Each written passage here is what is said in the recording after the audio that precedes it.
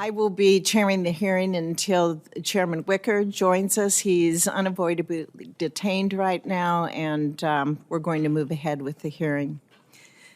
The Senate Armed Services Committee meets today to consider the nominations of Dr. Troy Mink to be Secretary of the Air Force, Mr. Michael Duffy to be Undersecretary of Defense for Acquisition and Sustainment, Mr. Emil Michael to be Undersecretary of Defense for Research and Engineering, and Mr. Keith Bass to be Assistant Secretary of Defense for Health Affairs.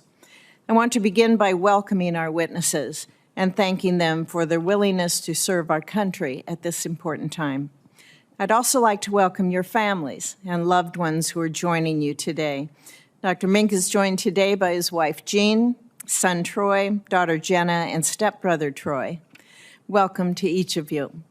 Mr. Duffy is joined by his wife, Morgan, daughter, Reynolds, and son, Deems. Thank you for joining us on this special day.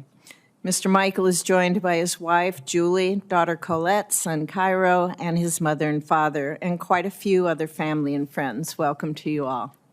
And Mr. Bass is joined by his two daughters, Kate and Erin, and his brother, Kevin. We are glad that each of you can be here with us today. Our distinguished chairman, as I said, was unable to be here at the start of the meeting, but at this time I ask unanimous consent to place a copy of his opening statement into the record without objection. With that, I turn to my colleague, Ranking Member Reed, for his opening statement. Thank you very much, Madam Chairman. Gentlemen, congratulations on your nominations and welcome to today's hearings. I would like to recognize your family members and guests, and I know they've been a source of great support to you throughout your entire lives. I'd also like to recognize Senator Rounds and Congressman Fitzgerald, who shortly will be introducing Dr. Mink and Mr. Duffy.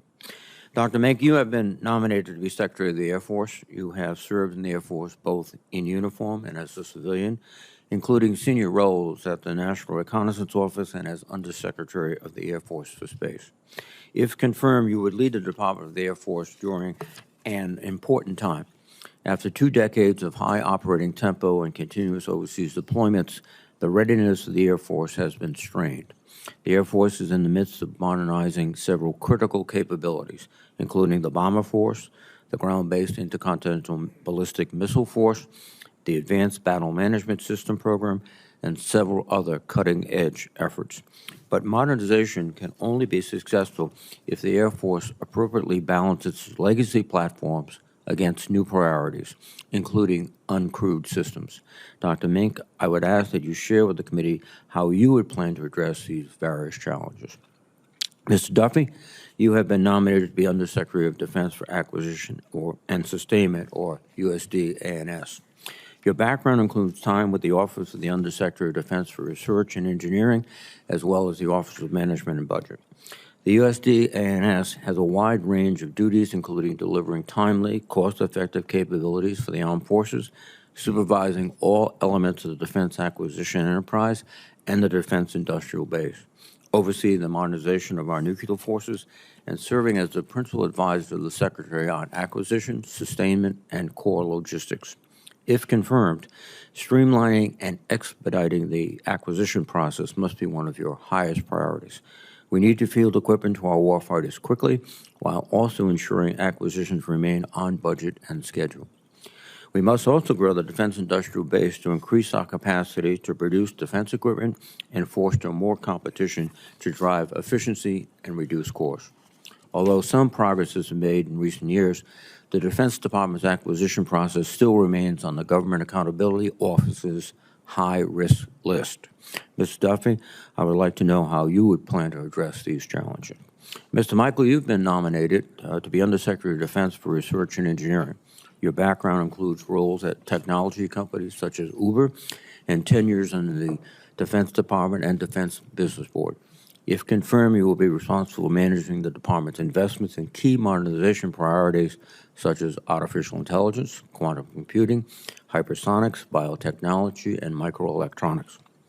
In order to maintain our technological lead over China and Russia in these technological areas, you will need to advocate for investments in modernization programs while the department works through many near-term development and readiness issues. More broadly, you will be charged with overcoming the Pentagon's so-called Valley of Death, ensuring that the department is able to turn research innovations into real operational capabilities. This will require strengthening connections between research and engineering activities and the service acquisition programs and defense prime contractors.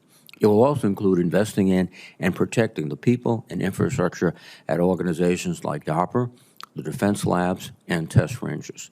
Mr. Michael, I would like to know your views on your role regarding these challenges at this important moment. Finally, Mr. Bass, you've been nominated to be the Assistant Secretary of Defense for Health Affairs, or ASDHA. You have extensive experience in the military healthcare system, having served in the Navy for 20 years before continuing to support the VA healthcare system as a civilian. The ASDHA is the principal advisor to the Secretary of Defense and the Undersecretary of Defense for Personnel and Readiness for all of the department's force health protection policies, programs, and activities. The ASDHA is also responsible for execution of the department's medical mission, including the readiness of medical services during military operations, and for ensuring the health of the members of the military services and their families. If confirmed, you will need to address a number of pressing challenges for the department, including the modernization of the military health system and improving medical support to the combatant commanders. Mr. Bass, I hope you will address these challenges in your testimony. These are momentous challenges that I've outlined. It will require all of your experience and skills, but I certainly want to thank you for your willingness to serve, and I look forward to your testimony. Thank you, Madam Chairman. Thank you, Senator Reed. Senator Rounds, I understand that you will be introducing Dr. Mink this morning, and I recognize you for your comments.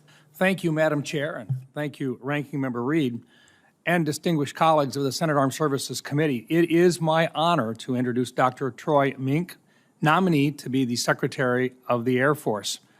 It is a role which Dr. Mink is eminently qualified for after a lifetime of public service in the field of national security. He is joined by his wife, Jean, son, Troy, daughter, Jenna, and stepbrother, Lieutenant Colonel Troy Merkel. Dr. Mink hails from Lemon, South Dakota, which is as close to North Dakota as you can get without stepping over the line. And he graduated from my alma mater, South Dakota State University. That's the Jackrabbits, by the way. Dr. Mink met his wife, Jean, at SDSU. They were college sweethearts. An Air Force ROTC graduate, he served as a tanker navigator and instructor, and then in a variety of roles working on a host of critical defense and intelligence programs. He is, at heart, a true engineer. At SDSU, he designed and built and then flew his own airplane, which still hangs on display in the South Dakota Discovery Center in my hometown, the capital of South Dakota, Pierre. In his minimal spare time, Dr. Mink continues to give back to his community. He has even led high school robotics teams. By the way, the same ones that have gone on to defeat the People's Republic of China team in competitions. Now, if he can defeat the PRC with a bunch of high school students, imagine what he's going to be able to do with the world's greatest air and space forces. Dr. Mink's experience and professionalism are precisely what we need in the Pentagon. His senior roles in the Air Force and National Reconnaissance Office, including as Deputy Undersecretary of the Air Force for Space, have prepared him for this assignment. I urge you to support this very highly qualified nominee to be the next Secretary of the Air Force. Thank you, Madam Chair. Thank you, Senator Rounds. Next, we have a colleague from the House here, Representative Fitzgerald, who will be introducing Mr. Duffy. Welcome, sir. Thank you, Madam Chair, and Ranking Member Reed, and members of the committee. I'm honored to introduce my good friend, Michael Duffy, and support his nomination to be Undersecretary of Defense for Acquisition and Sustainment. I've known Mike and his wife, Morgan, for many years, going back to their time in Wisconsin. And Mike is a proud Wisconsinite and a graduate of Marquette High School and the University of Wisconsin. He brings a depth of experience on national security, technology, and the federal budget that will make him a tremendous asset as Undersecretary for Acquisition and Sustainment. I'm confident in his previous experience serving under 2 presidents in the White House and 7 secretaries of defense over 14 years in the Pentagon will allow him to carry out the president's agenda. Mike has been a strong advocate for the U.S. military, and I know he will bring his tireless work ethic and integrity to this important position. Thank you very much. Thank you, Representative Fitzgerald. You are welcome to depart or to stay for the hearing as you see fit. Thank you very much. Dr. Mink, welcome, sir. You are recognized for your opening statement. Chairman Wicker, Ranking Member Reed, and distinguished members of the committee, thank you for the chance to appear before you today as a nominee for the Secretary of the Department of the Air Force.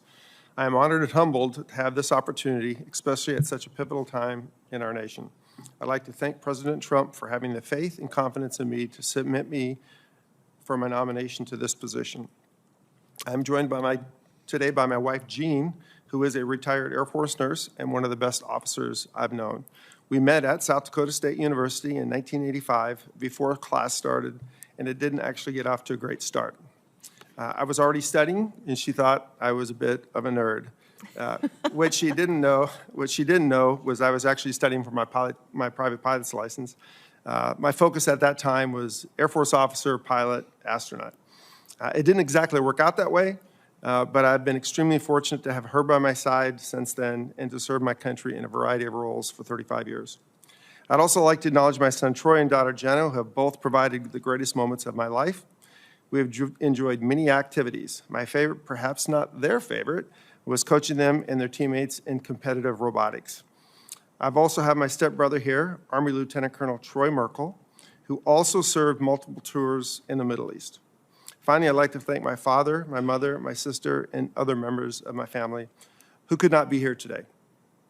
I'd like to briefly talk about the reasons I'm honored and excited about the opportunity to continue my service as a Secretary of the Department of the Air Force. Of my 35 years of service, the first were spent as an Air Force navigator, serving a significant portion of that time overseas. My first deployment came as I was pulled off of strategic nuclear alert and sent to support conventional operations in the first Gulf War, where I flew over 100 missions. This rapid shift in mission, the readiness, training, and flexibility required left a lasting impression on me. I believe the flexibility is even more critical today. Following my active duty time, I transitioned to the Air Force Reserves, spending 4 more years supporting the National Air Intelligence Center and the Ballistic Missile Defense Organization. I also became an Air Force civil servant, focusing on building and operating some of the most advanced weapon systems for the Department of Defense and the intelligence community. It included multiple positions as a researcher, program manager, the Director of Communications Programs and Policy at the Pentagon, Deputy Undersecretary of the Air Force for Space, the Assistant Director of National Intelligence for Systems and Resources Analysis, and currently as a Principal Deputy Director of the National Reconnaissance Office. A big part of these jobs was understanding the threat that I was building systems to have to support against this quickly evolving threat. And these threats have shaped my perspective. I believe the challenges we faced are threefold. First, near-peer competitors, such as China, are evolving faster than we are in some cases, which will eventually result in the U.S. losing our technological advantage. Secondly, some competitors, such as Russia, are fielding highly escalatory asymmetric capabilities. And third, our homeland is increasingly put on the defensive from threats such as cyber attack, unmanned aerial systems, and illegal activities at the border, including illicit drug trafficking. If confirmed, my priority will be to organize, train, and equip the Department of the Air Force to have lethality needed to deter all potential aggressors and, if necessary, win in conflict. First, the department is building and operating some of the most complex systems ever fielded, both air and space. We need the right number of guardians, but we also need the needed skills, training, support, and focus to deliver and operate those systems. Secondly, we need to innovate faster. I spent the last decade increasing competition and expanding the industry base, which has significantly accelerated delivery of capability and at a lower cost. I intend to bring that same drive for innovation to the department. Finally, we need to streamline the acquisition and budget process with appropriate fiscal controls. I've helped lead my current organization to 16 clean financial audits, which I believe is a record in the national security enterprise. Throughout my career, I've demonstrated my commitment to the protection and defense of our nation. If confirmed, I intend to bring what I've learned to this position and to the department to deliver on the President's goal of achieving peace through strength. Should I be fortunate enough to get this job, I look forward to working with this committee, this Congress, to ensure the airmen and guardians are equipped to secure the nation. Thank you, and I look forward to your questions. Thank you, Dr. Mink. Mr. Duffy, welcome. You're recognized for your opening statement. Thank you, Madam Chair Fisher, Ranking Member Reed, and distinguished members of the committee. Good morning. Thank you for the opportunity to appear before you today and for your consideration of my nomination to serve as the Undersecretary of Defense for Acquisition and Sustainment. I want to thank Representative Fitzgerald for his generous introduction and thanking President Trump, Vice President Vance, and Secretary Hegseth for honoring me with this nomination. I'm grateful for and humbled by the trust they have placed in me to lead the department's efforts to rebuild our military and revitalize our defense industrial base. I pledge to them and to this committee that if confirmed, I will work tirelessly to provide much-needed military capabilities to our warfighters today and arm tomorrow's forces with the capabilities they need to prevail in future conflict. I also want to thank my wife, Morgan, our children, Reynolds and Deems, and my father and mother, Joseph and Patricia, for supporting my nomination and my service to the nation. The love and support you provide me every day inspire me to serve my country, to make it better and stronger for you and future generations. President Trump received a mandate from the American people to make America strong again. Secretary Hegseth has affirmed that his 3 priorities to achieve this mandate are to restore the warrior ethos to the Pentagon, rebuild our military, and reestablish deterrence.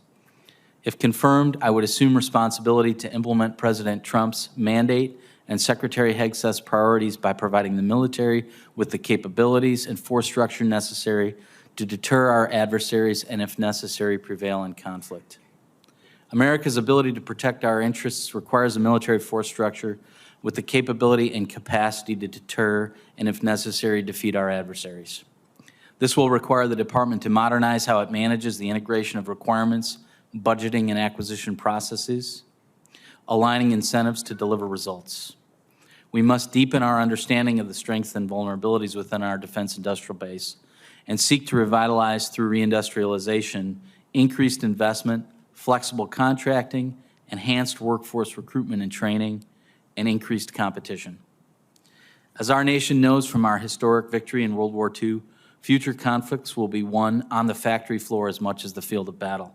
Our ability to deliver the most cutting-edge weapons and replenish equipment and systems lost or expended in battle with speed and proficiency is increasingly a differentiating factor on the battlefield.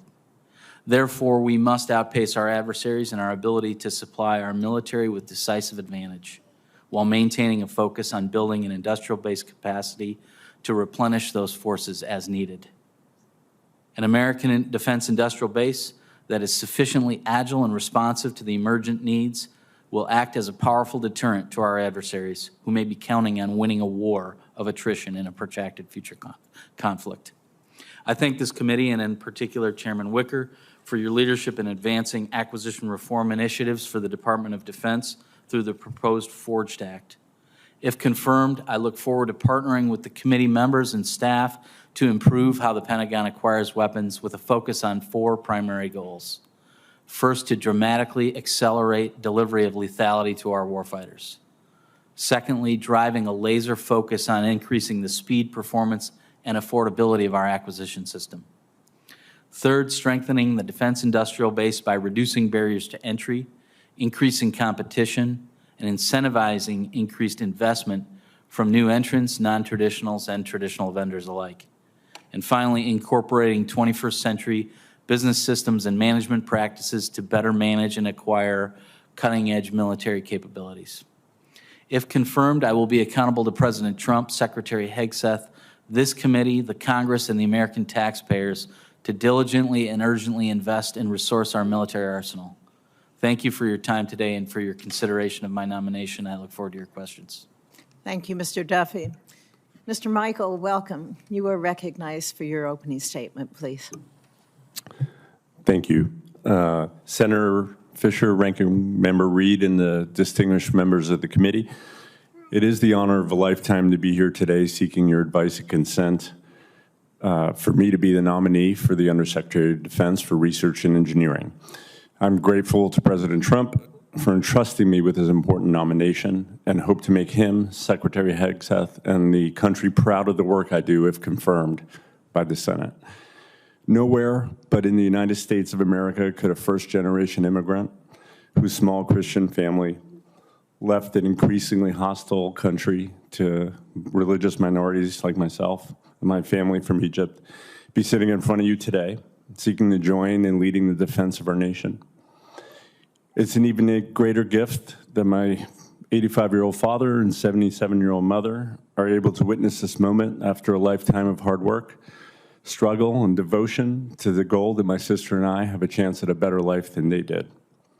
I want to thank my friends and family who've come from all over the country, my sister, my in-laws, my business partners, my friends from grade school who've been with me for 40 years and helped make me the man I am today. Most importantly, my wife, Julie, and our son, Cairo, who's 1 year old and not sure how long he's going to make it through this hearing, and my daughter, Colette, who's 5 years old. They're really my American dream, and they support me in everything that makes me who I am. Part of that American dream was getting a world-class education from the public school system in New Rochelle, New York, which launched me into some of the best higher education systems in the world. With much risk for my ability to cover my student loans after those expensive colleges, I became an entrepreneur where I helped build and grow 4 companies while coaching dozens of other entrepreneurs to build on new ideas, often against entrenched interests, big companies, and things that were very difficult for them to dream. The most important company I was part of was Uber.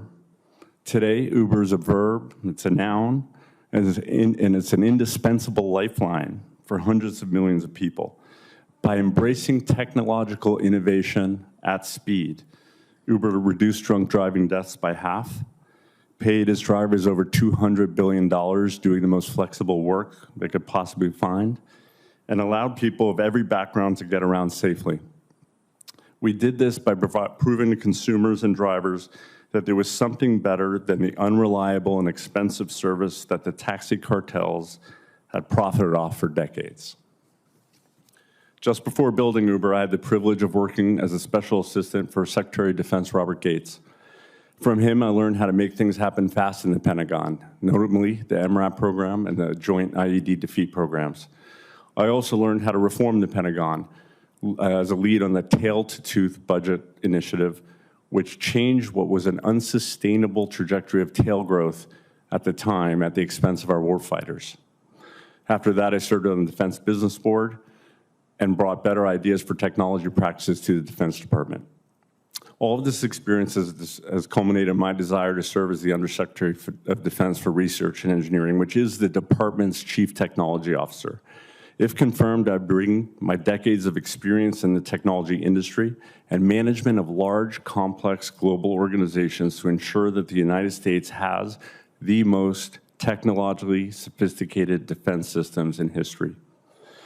The central element necessary for all this is innovation at speed. Innovation means increasing the department's willingness to take risk while having the discipline to stop the projects that are failing. Innovation means focusing our investments in science and technology on only those things that are aligned on our Peace Through Strength mission. This must all be done at a pace that is dramatically different than the Defense Department has done in modern times. Time must be a factor in all of our decisions as we confront an increasingly sophisticated adversary in China, which not only has lower labor costs, but is notorious for intellectual property theft, making its research and development costs even faster and less expensive than we could have imagined only a decade ago. If confirmed, I will work to recast the relationship between DoD and the emerging defense tech sector. The DoD needs to foster more robust and competitive defense industrial base by providing more realistic requirements, inviting smaller and innovative companies with less burdensome processes, becoming more agile on how and when we grant contracts. The private sector, too, should bear some more responsibility for the risks of their own failure. A healthy ecosystem will provide for weapons that are better, cheaper, and faster. We've never been at a more critical time for a shift in how we work to catch up where we're behind and increase the gap where we're ahead. We're living in a much different world than when I was at the Pentagon last in 2011. Every enterprise, public or private, must now be in the technology innovation business. There's no other choice but to do so at full speed. The United States has the technical talent, the money, and the will to ensure warfighting supremacy in every scenario that this new world demands. I fully believe in President Trump's vision for a Golden Dome for America, and thank you for your consideration for your nomination. I look forward to hearing your questions about how I can best serve our country, Secretary Hegseth, and President Trump in achieving this mission. Thank you. Thank you, Mr. Michael. Mr. Bass, welcome. You are now recognized for your opening statement. Thank you, Chairman Fisher. Good morning. Thank you, Ranking Member Reed, and distinguished members of the committee. Thank you for the opportunity to be here today. I'm deeply honored and humbled to be nominated for the position of Assistant Secretary of Defense for Health Affairs. I'm grateful for the trust placed in me by President Trump and Secretary Hegseth. I want to thank the members of this committee. I have greatly appreciated the opportunity to meet with many of you to discuss ways to strengthen and enhance the military health system. If confirmed, I look forward to continuing these conversations and strengthening our partnership to advance the mission of military medicine. Before I begin, I would like to introduce and express my gratitude to my family, both those here with me today and those watching from afar. I'm joined by my twin brother, Kevin, retired Colonel, United States Army, and my two daughters, Kate and Erin. Their unwavering support has been instrumental in my journey, and I'm especially grateful for their encouragement. I also want to recognize my wife, Martha, and my parents who cannot be here but are watching virtually. I've had the honor and privilege of retiring from the United States Navy after 20 years of active duty service. Throughout my enlisted and officer career, I've served aboard ships, in the military medical treatment facilities, both domestic and overseas, at the Navy Bureau of Medicine and Surgery, Central Intelligence Agency, and the White House. After retiring from the military, I transitioned into civilian leadership roles, serving as the Senior Vice President for a virtual health technology company, and currently as the Medical Center Director at the VA Healthcare Center. Throughout my career, I've supported humanitarian missions, disaster response efforts, theater medical operations, and casualty evacuations. I've had the privilege and honor of serving alongside dedicated military and civilian professionals who devote their lives to sustaining the readiness of our forces. I could not be more proud to call them colleagues and friends. The military health system is a global leader in delivering world-class care, unmatched in excellence and second to none. I'm excited about the future of military medicine and the opportunity to drive innovation and improve patient outcomes. By continuing to focus on modernization, technology, research, care delivery, we can strengthen our operational readiness and set new standards in casualty care. We must also acknowledge the complex and evolving challenges facing our healthcare. Ensuring the readiness of our forces, recruiting and retaining medical personnel, and adapting to rapid technological advancements are all pressing issues that require strategic action. If confirmed, my highest priority will be ensuring the medical readiness of our forces, stabilizing the military health system to provide advanced care possible both on and off the battlefield. A strong military health system is the cornerstone of our national defense strategy, and maintaining a medically ready force requires integrated, innovative, and adaptive healthcare system.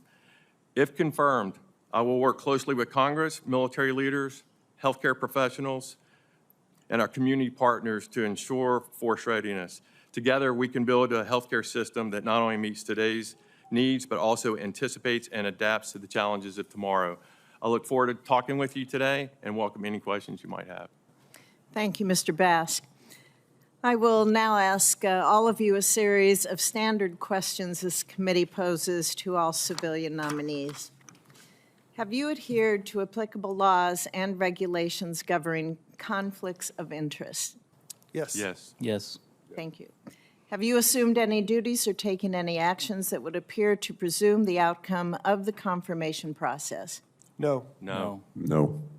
Exercising our legislative and oversight responsibilities makes it important that this committee, its subcommittees, and other appropriate committees of Congress receive testimony, briefings, reports, records, and other information from the executive branch on a timely basis. Do you agree, if confirmed, to appear and testify before this committee when requested? Yes. Yes. Yes. Do you agree to provide records, documents, and electronic communications in a timely manner when requested by this committee, its subcommittees, or other appropriate committees of Congress, and to consult with the requestor regarding the basis for any good faith delay or denial in providing such records? Yes. Yes. Yes. Yes. Will you ensure that your staff complies with deadlines established by this committee for the production of records, reports, and other information, including timely responding to hearing questions for the record? Yes. Yes. Yes. Yes. Will you cooperate in providing witnesses and briefers in response to congressional requests? Yes. Yes. Yes. Will those witnesses and briefers be protected from reprisal for their testimony or briefings? Yes. Yes. Yes. Thank you.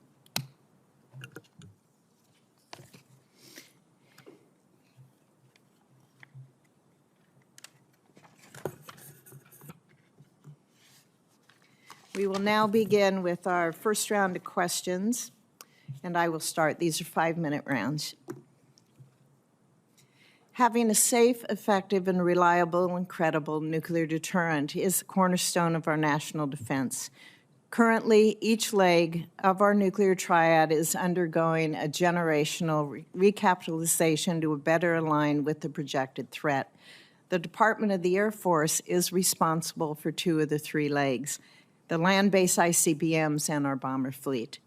Dr. Mink, in your answers to the committee's advanced policy questions, you stated that, quote, the ground leg of the nuclear triad, Minuteman III, and over time Sentinel, are foundational to strategic deterrence and defense of the homeland, unquote.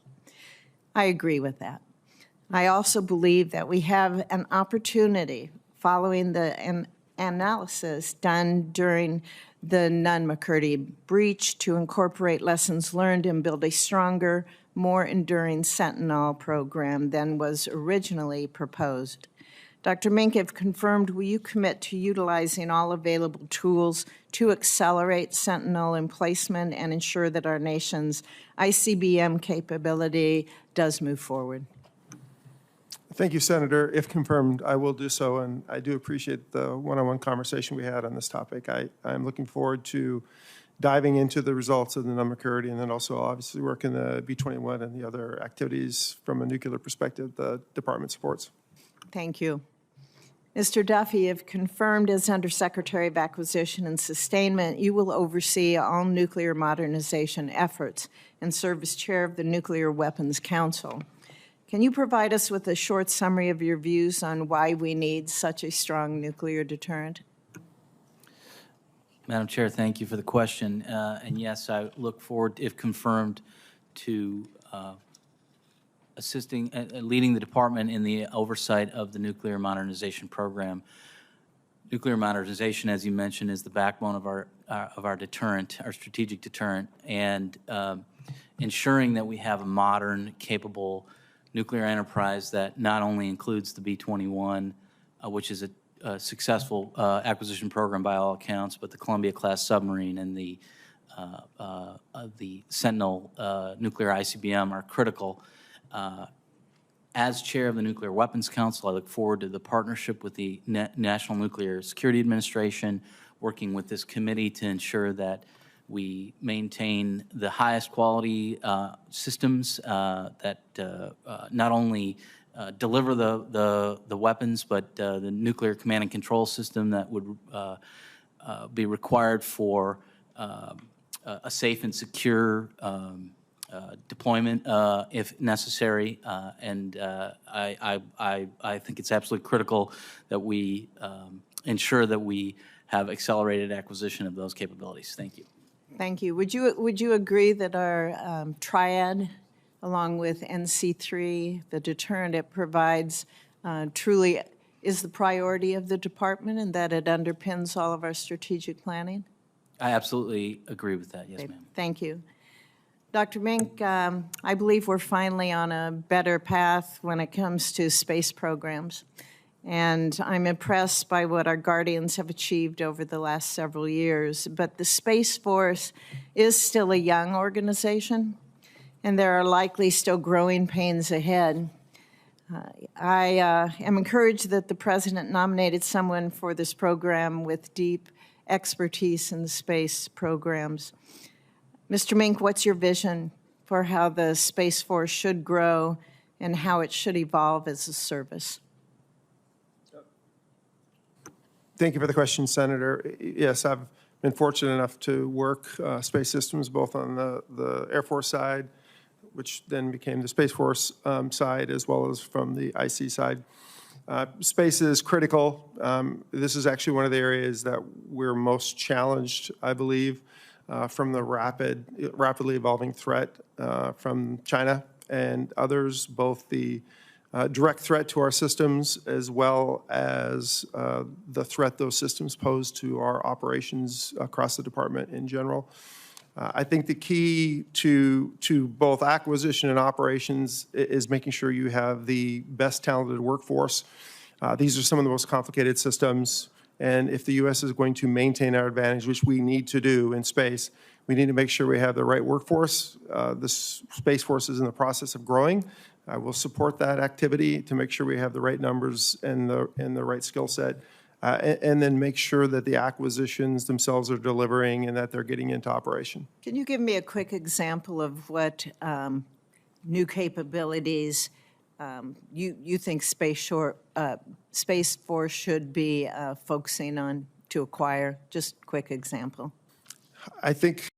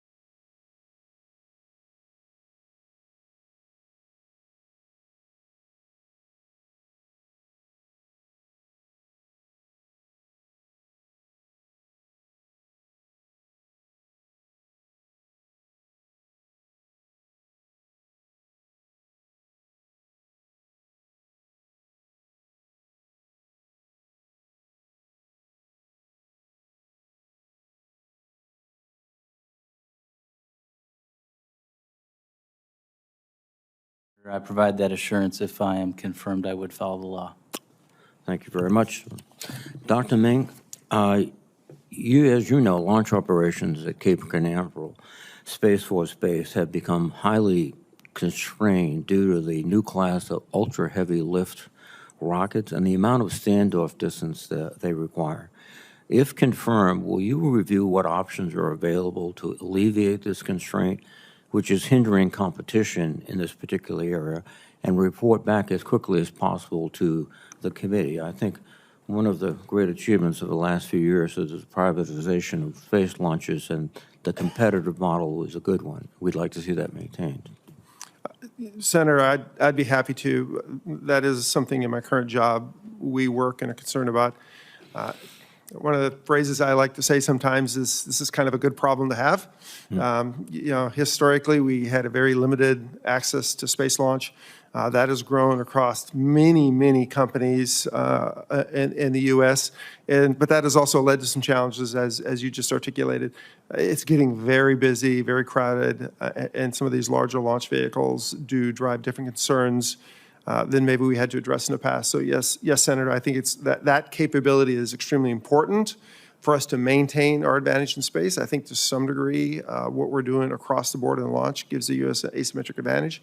But we do need to make sure that we have the proper launch infrastructure, the proper space really to continue operations and allow that both national security and commercial industry to grow. And you'll get back to us as quickly as possible with Yes, Senator, I will. more. Thank you, sir. Mr. Michael, one of the key advantages we have in our industrial base is our technical workforce within the military, including our acquisition professionals, our test and evaluation community, our STEM personnel, our laboratories. They're vital. In fact, I think we'll find that that is going to be the pathway to more efficiency and more productivity as we enhance this workforce. But we're now in a situation where many of these individuals are being dismissed without any cause. They're being encouraged to leave, and many of them have the skills to walk out the door and get a lot more money in the private sector. What can and will you do to reverse this trend, to build up our workforce rather than to haphazardly dismiss it? Ranking Member Reed, I think that we all agree that technological innovation is the way forward for the Defense Department in almost every dimension. And we have some storied labs like DARPA and other places that ought to be fortified as opposed to degraded in any way. Mm-hmm. And I think part of that is ensuring that it remains an honored profession, because people join these labs and these affiliated scientific organizations with the DoD because they care about the mission. And we have to honor that. And I think can attract more people and retain people if we celebrate their accomplishments more. And also if we focus them on missions that are going to be important and realized. And that's why I mentioned, I think, focusing them on those missions and honoring their successes will attract and retain more of them. And I've done that in the private industry for decades, really focusing on getting engineers, keeping them, rewarding them to produce great things. And that's what I intend to do in this role if confirmed. Well, that's encouraging. Again, though, you're looking at a situation now where people have been dismissed not based on their talents, but they are in a probationary status and they can be dismissed. And I hope you can reverse that, again, policy. Thank you. And my time is expiring. Mr. Bass, I'll have a question for the record. Thank you. Thank you, Senator Reed. Senator Cotton, you are recognized. Thank you. Dr. Mink, I want to return to Senator Fisher's line of questioning about nuclear modernization. The Air Force is responsible for 2 of the 3 legs of the nuclear triad, as she said. Sometimes the funding for that, which is known as the pass-through, counts against, you might say, the top line for the Air Force in internal budget battles. I personally worry the Air Force can't execute all of its tasks when it comes to its traditional conventional tasks while also executing nuclear modernization of our missiles and our long-range bombers. Do you agree that we need to take a new look at the top line for the Air Force, and especially to account for that nuclear pass-through to ensure the Air Force has the budget necessary to perform all of its vital tasks? Yes, Senator, thank you for the question, and thanks for the opportunity to talk a little bit offline. The Air Force is kind of in a unique position almost in its history. We're in the process of modernizing pretty much across all the 5 core mission areas. The nuclear triad, nuclear deterrence is a huge part of that. As you just kind of mentioned, those systems are pretty expensive.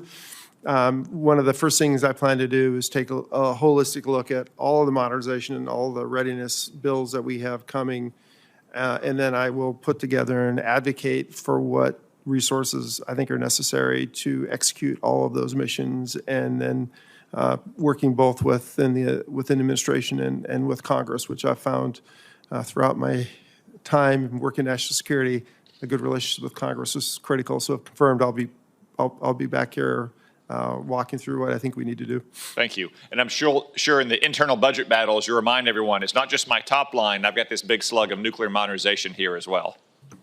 Yes, Senator, there's a couple slugs in there that okay, thank you. Another thing that worries me is retaining our troops, especially in the Air Force, retaining fighter pilots. We're nearly 1,800 pilots short, I believe, these days. For every 4 jobs requiring a fighter pilot, we just filled 3 of them. I have my thoughts on some of the factors driving this, in part due to some roundtables that Senator King and I have held over the years with pilots. For instance, I think we can always probably do a little bit better job of paying our pilots, but I don't think you're ever going to pay them enough compared to what commercial airlines will pay them or private companies. People join the Air Force to fly fighter pilots because they want to fly high-performance jets in defense of our nation, and we need to do a better job of getting them more time in the cockpit training here and downrange. I think it's one big factor. There are other factors as well, but could you give me your thoughts on that, and also just a commitment that you're going to look carefully at that? Yeah, I'll commit. I'm going to look carefully at that. And Senator, I think your discussion about, I see that as kind of a quality of service, quality of life, pay, that only goes so far. We need to make sure, not just with pilots, but across our highly skilled areas within our workforce, that they have the opportunity to do what they've been trained, what they love to do. I think that could be a bigger impact on maintaining some of these highly technical skill sets like pilots and others, letting them do what they were trained to do. I've been around since I was a navigator. We've always struggled with maintaining pilot levels.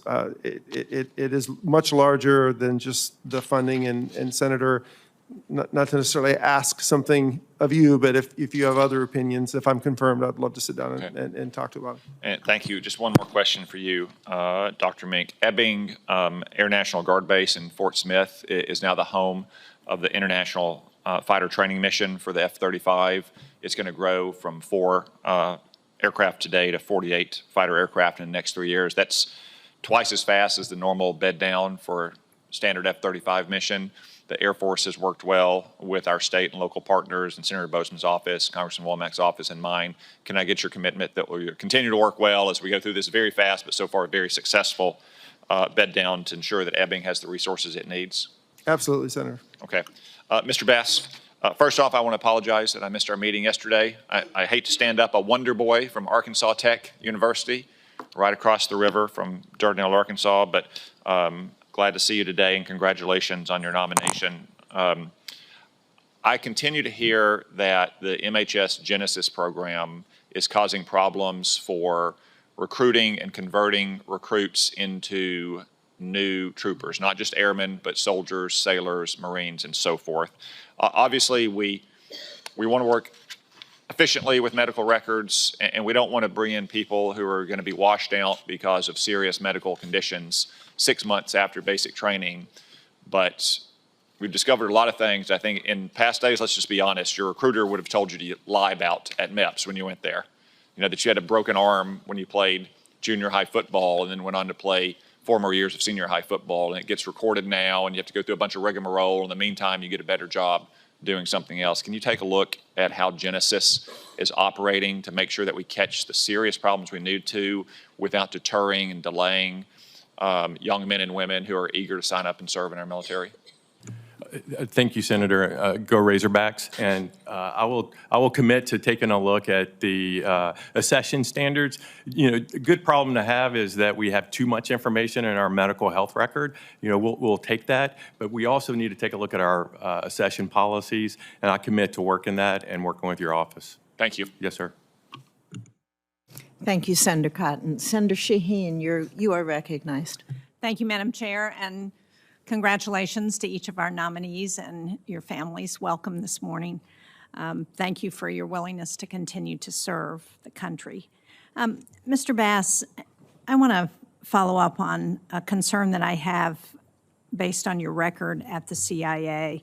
I've been very concerned about directed energy attacks on our service members, our diplomats, and our intelligence community abroad. I have personally interviewed and worked with a number of those victims over the years from the time of the first attacks in China and Cuba.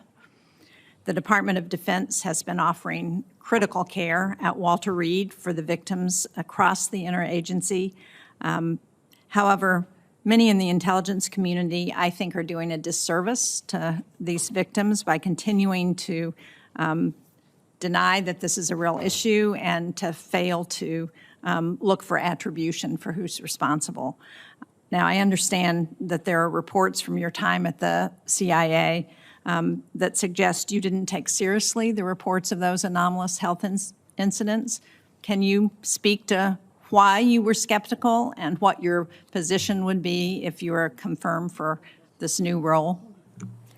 Thank you, Senator, and thank you for your commitment to this effort. I reject the premise that I did not take AHI seriously.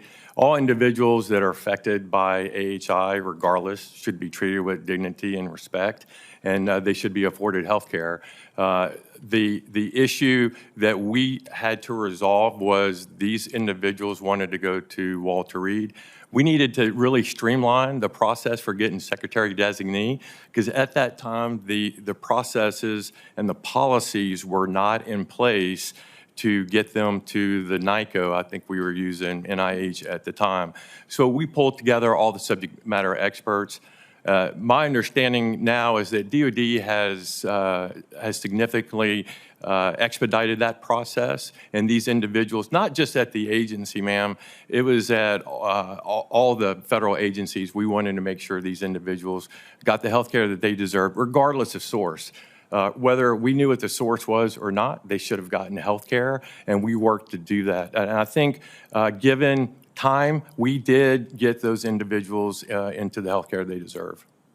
So do you commit that if confirmed, the Defense Health Agency will continue to play a critical role in care and treatment for those who have been victims of AHIs? Senator, 100%. I commit to that. Thank you.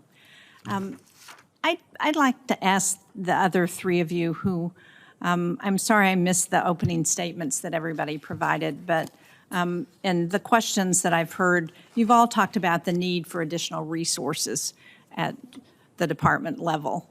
And how do you square that with the current commitment of this administration and Secretary Hegseth to reduce funding for the Department of Defense by 8% a year over the next 5 years? Mr. Duffy.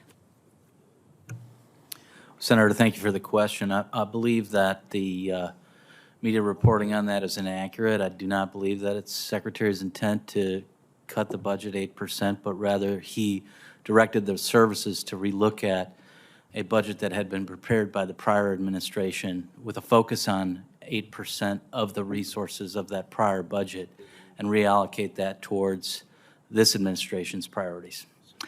So would you agree that if you, or can you tell this committee that if you disagree with the directive for the Secretary of Defense or the administration about what they tell you you should do with our nuclear program, that if you think it's incorrect and that it will affect the ability of that program to operate successfully in the future, that you would say that to them and share that, stand up to those people directing you to do something that you think you should not be doing?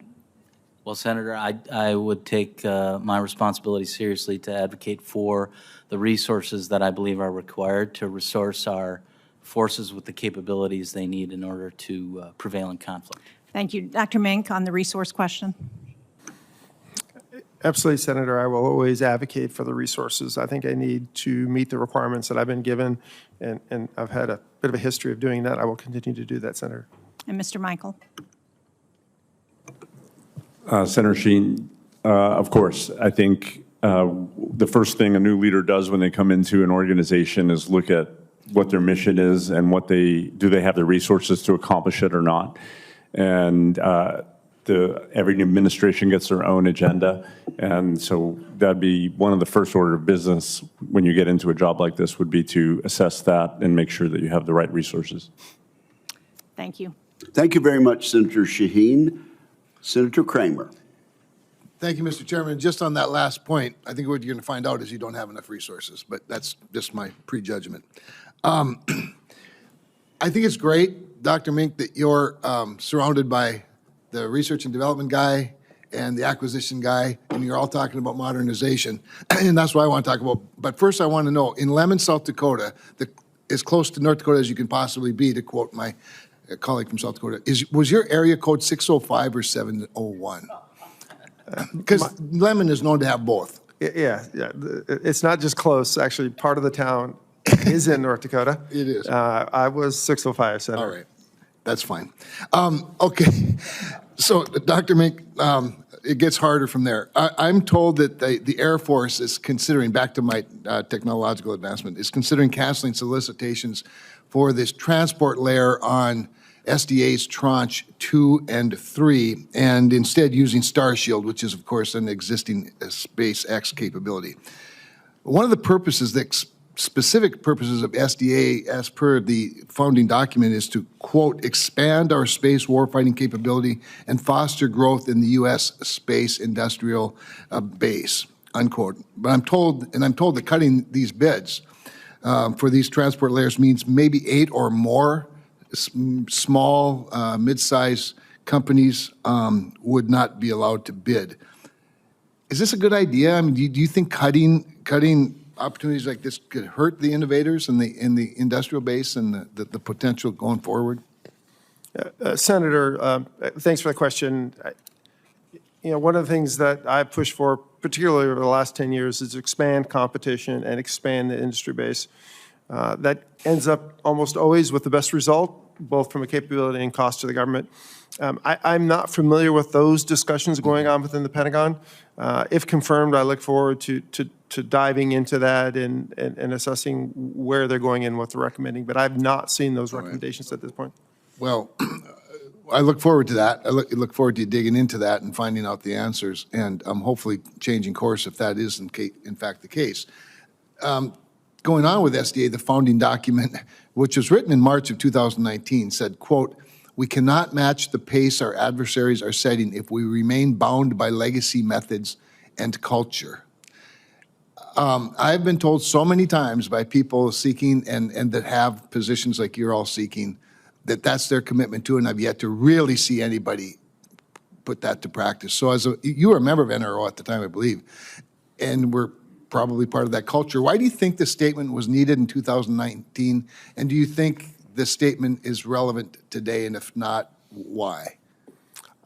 So, Senator, I think that sort of thinking is always required, right? We always have to look at how we're operating, how we're executing.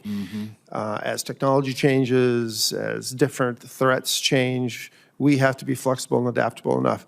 We have made, I believe, significant improvements in how we are acquiring systems. I would argue that at that point in time, there were probably no programs that were moving faster than the Chinese. That is not the case now. Yeah. But we still have a long way to go, Senator, and I think you pointed a couple of those out. Thank you for that. I think while I have time, I'm going to switch over to you, Mr. Bass, and talk about something that's really near and dear to my heart, coming from a rural state, very rural area with some really important bases in our country, in our world, and certainly to me. I championed some legislation in the NDAA, the 2025 NDAA, about rural health care and access specifically to mental health services. But I was told that the Defense Health Agency was against it. So the committee staff wouldn't put it in the bill. Without a vote of the members, I brought the amendment to the committee. It passed on a voice vote. And here's the point. It has to do with TRICARE reimbursement for health care services that don't meet the singular, very specific accreditation. Not a better accreditation, just an accreditation that's specific, that greatly reduces access to health care, to mental health care. The reason this became important to me is because I know of 2 airmen who sought mental health care at Grand Forks and were denied by TRICARE, who are no longer with us because they ultimately chose to take their own lives.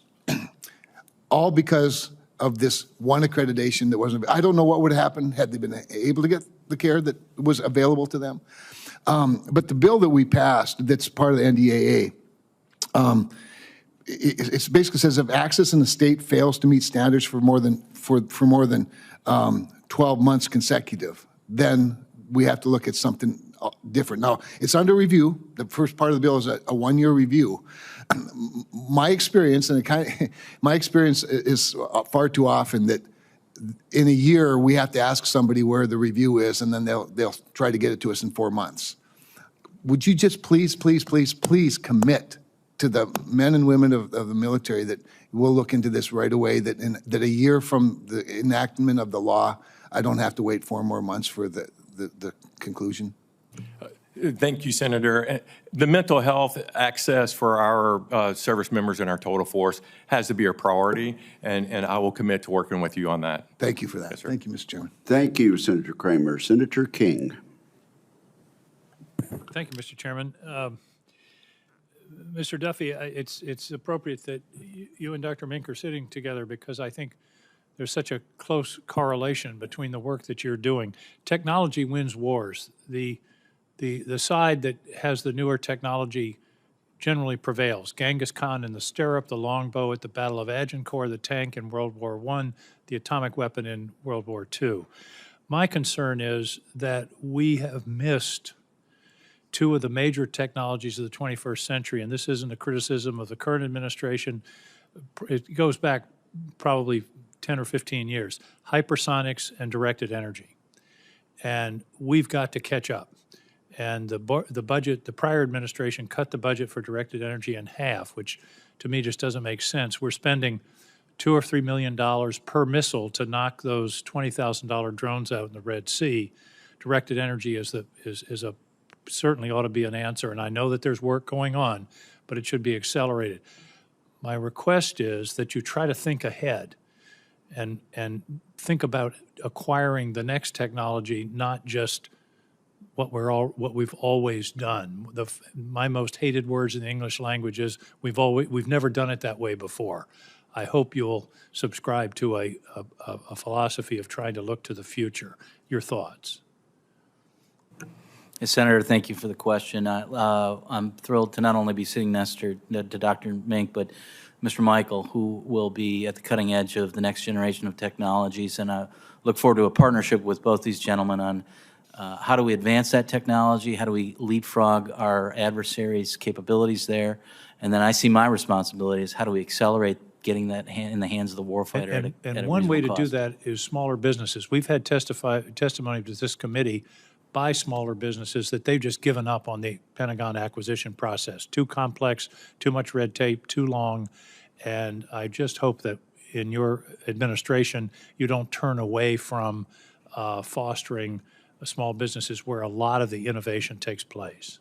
I agree with that, Senator, and I'd like to recognize and appreciate the leadership Chairman Wickers provided in the Forged Act, which I think takes a bold step of proposing the rescission of 285 provisions of law that are no longer relevant. I think that's a great step forward. How do we remove those burdens that we place on business that want to deliver value to the Pentagon? I appreciate that. Mr. Michael, research, crucial. Same argument that I just made about the importance of new technology. I hope we don't lose touch with our universities, which are huge assets in terms of research, as well as the private sector research capability.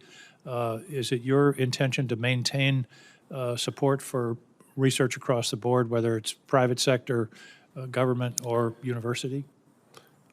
Certainly it is, Senator. It's obvious to me, and I'll give you an example, the AI industry. The private sector is investing hundreds of billions of dollars per year in that, which dwarfs by orders of magnitude the amount we're spending in DoD, and we should be leveraging that in some way. And certainly in the university settings, they're also innovating in quantum computing and lots of other areas that we need to be drawing from and pulling in faster into the DoD and into Mr. Duffy's acquisition programs so that we can get those things in sooner from both of those types of organizations. Thank you.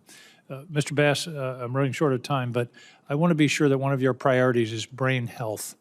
The signature issue from the war on terror has been problems with blast overpressure and brain health long-term effects. And I hope that's something you'll pay significant attention to. There are ongoing studies in the department, but I want to also emphasize that implementation of the results of those studies is important. I hope that you'll commit to me that brain health is something that you'll attend to in this position. I think it's one of the most important maladies affecting our troops. Thank you, Senator, for your commitment to this issue. DOD is a leader in this space, and I will commit to you that we will continue to look at ways and devote research to this issue and making sure that we continue to make progress. Thank you. Just in a few seconds, none are so devout as the convert. I was not enthusiastic about the creation of the Space Force under the leadership of Senator Kramer. I now admit I was wrong. And I used AI a few minutes ago to determine that the budget of the Space Force is 3.5% of the total budget of the Defense Department. Given the role of space in any future conflict, Mr. Mink, I think Dr. Mink, I think the Space Force deserves greater resources and greater attention. The first day or two of any future conflict is going to take place in space. Yes, Senator, I believe that you are correct, that space is going to be one of the determining factors, either from a deterrence perspective, because if it can't be affected, it's going to be a deterrent to the adversary. So we definitely need to get that right. The Space Force budget has been, to my understanding, has been growing significantly since it was founded 5 or so years ago, and I will continue to advocate for the resources. And I think the department in general, given the threat environment, Indo-PACOM theater is going to play a very important role in both air and space, and I will advocate for the resources to do that. Thank you, sir. Thank you, Mr. Chairman. Well said by both of you. Thank you, Senator King. Senator Budd. Thank you, Mr. Chairman, and congratulations to each and every one of you for your nominations and your willingness to serve. It's much appreciated. Thanks to your families for being here. Dr. Mank, I enjoyed our conversation a couple of weeks ago. You know, the Air Force announced that Seymour Johnson Air Force Base will be one of Air Force's first deployable combat wings, ready for deployment in fiscal year 2027. So what's your understanding and view of the deployable combat wing concept? So, Senator, thanks for the question, and thanks for our discussion. I apologize we got a little off topic on some of those things, but I appreciate the time. So my understanding is fairly limited with the reorganization and the refocus of how they're going to deploy their wings. But I am aware they're in the process of attempting to transition to that kind of concept. I think it holds promise, and if confirmed, I will. That is one of the areas I'm going to take a look at. And my understanding is that the Secretary will likely ask me to take a look at it if I'm confirmed. Look forward to working together in that regards. Continuing on, in a January op-ed, General Alvin, he highlighted that the Air Force fleet is the smallest and oldest that it's ever been, citing in part that, and here's a quote, "We are blocked from divesting aircraft and programs ill-suited for today's threat environment," end quote. So, Dr. Mank, in your opinion, is the F-15E Strike Eagle ill-suited for today's threat environment? So I believe, first off, the F-15's, it's kind of my favorite airplane. F-15 AirCap came to my rescue when I was in a tanker in the first Gulf War and ran off a couple of Iraqi fighters. So I'm probably a little bit conflicted when it comes to the F-15. But is it going to be able to operate in the highest threat environments? No. Does it have value? Yes. I think the question going forward will be, how long do we continue and how do we best utilize the value from the fourth generation fighters? But I think it definitely has value today. Not in all environments, but it definitely has value today, Senator. Thank you. More broadly, what are your thoughts on General Alvin's comments about the size and age of the Air Force fleet? And is our fleet, particularly our amount of tactical fighters, is it too small? Senator, the thing I can speak to for sure is that the fleet is aging. The 30-plus years on average. Some of the critical platforms are significantly older than that. When I was a navigator, I never flew a KC-135 that was younger than me. They're still flying today in one of the mainline air refueling platforms the department has. So they are definitely getting old. Still a very capable platform, but they're definitely aging. With respect to the exact numbers, Senator, I have not seen, and I'm looking forward to seeing the detailed analysis that went into the projections on NGAD and the other systems. My sense, though, is it's probably too small, both on the fighter and the bomber side of the house. Thank you for that. Mr. Michael and Mr. Duffy, American deterrence relies on maintaining military technological edge over our adversaries. China's strategy to blunt that edge through espionage, intellectual property theft, and rapid acquisition is a threat that must be addressed. So if confirmed, you both would play a major role in ensuring that America and its allies have the tools needed to prevail in war while ensuring that critical new technology stays out of unfriendly hands. So, Mr. Michael, as we develop and scale new technology, including NGAD, or Next Generation Air Dominance, AI, and quantum, how will you act to ensure that the security of these American innovations and their IP remain in our hands? That is one of the most important things that I'll have to work on, because if you look at what's happened with the Chinese capabilities with Salt Typhoon and with infiltration into some of the university programs and into our systems, that means that that adversary can catch up without 80% of the cost, because they can innovate on top of our 80% investment. And that's quite a bit of advantage they get.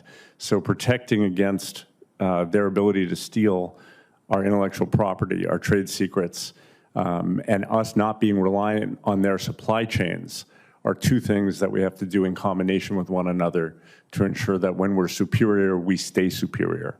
Thank you. Along those lines, Mr. Duffy, how will you ensure that our acquisition system can keep up with the rate of technology and innovation in the world?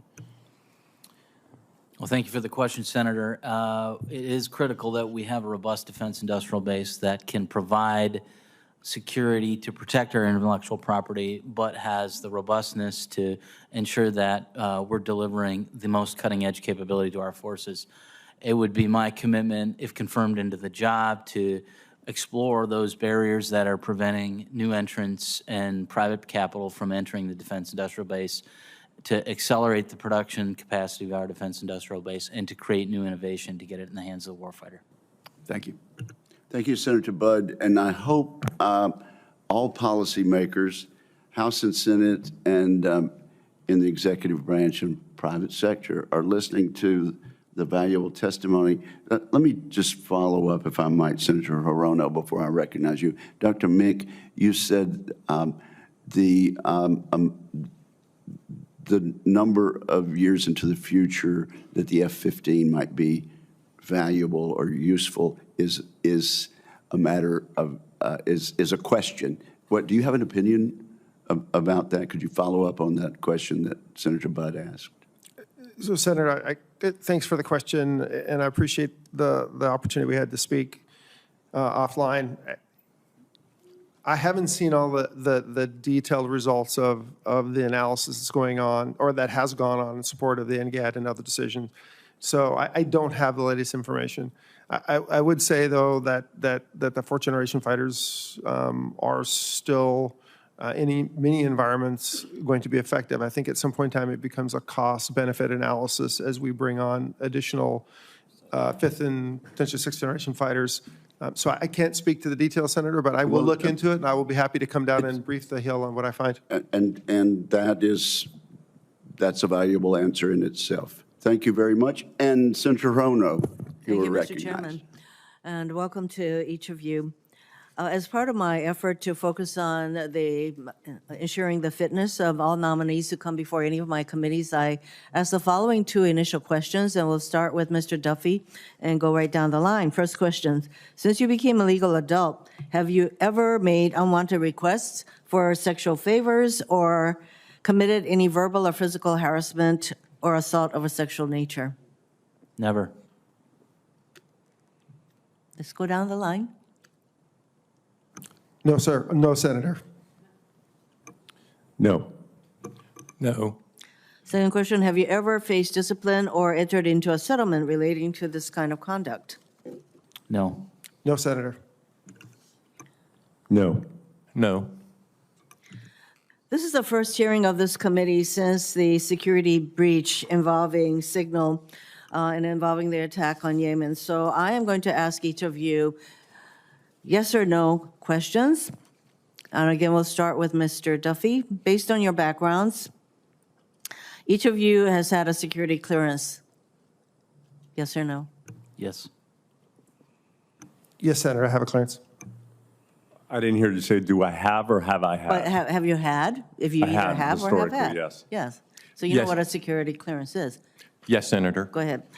And each of you would agree that protecting classified information is important? Yes. Yes, Senator. It's obligatory. It's what? Obligatory. Yes. It's the law. Have any of you discussed classified information on an unclassified device or medium? No. No, Senator. No. No, Senator. I'm glad that all of you have answered no, because that's pretty obvious. If you admitted that you did not follow the law, that you will be admitting to committing a federal crime. Mr. Chairman, I would like to ask unanimous consent that the record of this hearing include the March 26 Atlantic article, which includes all of the Signal chat attack plans for the strikes on Yemen, to be included in the record of this hearing. Is there objection? Without objection, it is so ordered. I also join those of my colleagues who are calling for an investigation. Sooner the better. I think we need to counter the tendency of this administration to want to sweep everything under the rug whenever things get uncomfortable for them. I have a question for Dr. Bank. Joint basing construct between the Air Force and Navy at Joint Base Pearl Harbor, HICM, has led to extensive infrastructure and military construction delays, including at the HICM Air Force Base or airfield. These delays have impacted the military's readiness in the Indo-Pacific and warfighter quality of life. Will you commit to working with my office to resolve these readiness gaps and quality of life challenges? Dr. Mack. Senator, I commit to working with you. HICM and Hawaii are in general critical to operations within the Indo-PACOM theater. So I've had an opportunity to spend and operate out of there in the past. I understand the importance of it, and I will commit to working with you in Congress and with the Navy, the new Secretary of the Navy, to work on those issues. And of course, I'd like to see a lot more coordination between the Navy and the Air Force on the needs, these construction needs. So I hope that you have some plans on how you will enhance the kind of coordination I'm talking about. Yes, Senator, as I just mentioned, I think it's going to be critically important that I work closely with the Navy and the Department of the Air Force, of course, to do what we need to do to ensure that the infrastructure in Hawaii can support an Indo-PACOM and Indo-PACOM. Thank you. I'm running out of time, but the infrastructure needs and the modernization needs of all of our bases are, I think, critical for readiness, national security. So I do have a question relating to a concern about the state of our military bases again, particularly in Hawaii. And that's why I'm introducing a requirement in this year's NDAA for each military service to submit a 30-year infrastructure plan modeled after the Navy's annual 30-year shipbuilding plan, and this will ensure, one hopes, long-term planning, resilience, investments, and the accountability for all services.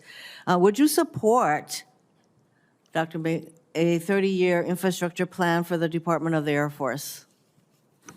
Senator, as I always have for my career, I will work to answer and address any language we get from Congress.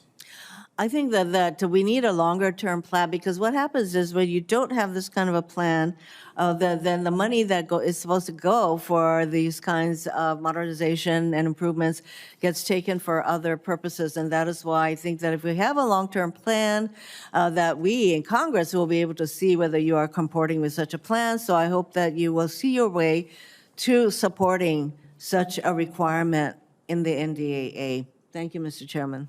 And members are reminded that suggested legislation should be submitted by Monday night next for inclusion in the NDAA. Thank you, Senator Hirono. And Senator Banks, you are next. Thank you, Mr. Chairman.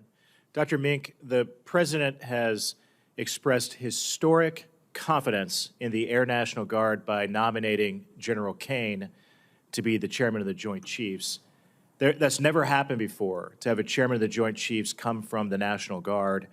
And I wonder if you could talk about, if you could speak to the importance of the Air National Guard and the overall Air Force mission and the priority of the Air National Guard and what that will look like on your watch. Thank you for the question, Senator, and thank you for the opportunity to speak offline. Yeah, the Air National Guard is critically important. It is a significant portion of the department's capabilities across the board, from tankers to fighter aircraft. It will continue to be an important part of the department, and we need to continue to support and work closely with the states and with Congress to make sure that stays so. Yeah, on that note, as you know, the Air Force is shrinking. We're not buying enough planes to keep the force at its current size, but that means that the Air Force carries that the Air Force reserves and the National Guard carries a greater priority in the mission. How can we ensure that the Air National Guard is getting its fair share of new fighter aircraft? So, Senator, one of the things I plan to do, and again, is take a holistic look across all the modernization activities to understand what we need from a numbers perspective, how fast do we need to build, both to support the active duty and the reserve units. And then I will advocate for whatever that requirement is, or whatever the capability is, and whatever the resources that are needed to meet the requirement, both up to the administration and to Congress. Well, I appreciate that. I look forward to working with you to make sure that the Air National Guard doesn't get the short end of the stick like it often does. Dr. Mink, your first Air Force assignment was flying KC-135s at Grissom Air Force Base in Indiana. Can you talk about how important the effort is there and why it matters not just to Indiana but to the country and our national defense? Yeah, so this is probably an area I'm a little bit biased on since I started my career in tankers. But it has always been critical, both from a strategic nuclear mission as well from a conventional mission. One of the reasons we were pulled off of alert and sent to the Gulf War was because tankers were not only necessary for the strategic mission, but they were just critical for operations that were going on in the Middle East. So yes, the tanker force has been and always will be, and to some degree, I think it's becoming more important given the Indo-Pacific theater where the ranges are even longer than what they are in some of the other theaters. So we need to continue. We need to ensure that the tanker force, both active and reserves, are able to support mission. Does it surprise you they're still flying the same planes there that they were flying when you were there? I have to admit a little bit, but to some degree, not to dive too deep, but they'd essentially zero-timed those airplanes when I was active duty when they re-engined them. So it was almost a brand new airplane effectively, but it is still, it's 60-odd years old. That's still pretty old, even if you've done a lot of maintenance on them. So, well, the Air Force refueling tankers are on average among the oldest aircraft in the fleet, and the Air Force isn't buying enough new tankers to replace the ones that we're retiring. The same goes for Grissom, the place where, as you said, you started your career. Grissom has a more than 2-mile runway, one of the longest in the United States of America. As far as I can tell, the Air Force needs new tankers for Grissom, which otherwise threatens to close down the base, and we would lose that runway, that important asset that we have. How should we be working to fix the Air Force refueler fleet? right now, you know, the new tanker is the focus, right? We have to work with both within the government and with the contractor to get that program on track, to get the production rates up and drive the cost down so that we can afford to procure the tanker force that's necessary, both to expand and replace. As even though great airplane, Senator, you're exactly right, it is getting pretty old. We're going to have to replace those, which means we need to get the new tanker into production, into full production. Well, I look forward to working with you. Your background is perfect for this job. You have my full support. And to each of the other three with us today, I don't have time to ask questions to, but congratulations. I look forward to working with you too. I yield back. Senator Banks, in the summer of 1971, I did my field training at Grissom Air Force Base, and my first flight on a KC-135 was during that time at Grissom. So you're bringing back memories. And yes, they, like the Buffs, they've been flying and doing well for a long time. Senator Warren, you're next. Thank you, Mr. Chairman. Healthcare for our men and women in uniform is critical in peacetime and even more so in wartime. Mr. Bass, if you are confirmed as Assistant Secretary of Defense for Health Affairs, you're going to be responsible for ensuring nearly 10 million service members and their families receive quality health care, including timely access to medication. I am very concerned about our over-reliance on foreign nations for the very medications that put the health of service members at risk and our national security along with it. DOD spends over $5 billion on prescription drugs each year. It's a lot of money. But in November 2023, the Defense Logistics Agency released a report revealing that the supply chain for a third of all drugs on the FDA's essential medicines list is at very high risk. Why? Because the ingredients from these drugs are sourced from China, or we don't even know where they're sourced from. So, Mr. Bass, do you agree that it is a threat to our readiness and to the potential health of our service members that DOD's pharmaceutical supply chain relies so heavily on China? Thank you, Senator, and thank you again for meeting with me. I do agree that it is a threat. It is a vulnerability. So this over-reliance gives our adversaries the power to restrict DOD's access to drugs when we need to be able to treat our men and women in uniform. It also leaves us with much less visibility into the practices of foreign manufacturers, which, by the way, routinely have quality issues that threaten both the efficacy and the safety of these drugs. For these reasons, the DOD report recommends boosting the production of finished drugs, active pharmaceutical ingredients, and other key starting materials so that we are making more of this right here in the United States. Mr. Bass, do you think DOD should work to onshore the critical drugs the military needs, including writing contracts that require manufacturers to onshore these capabilities?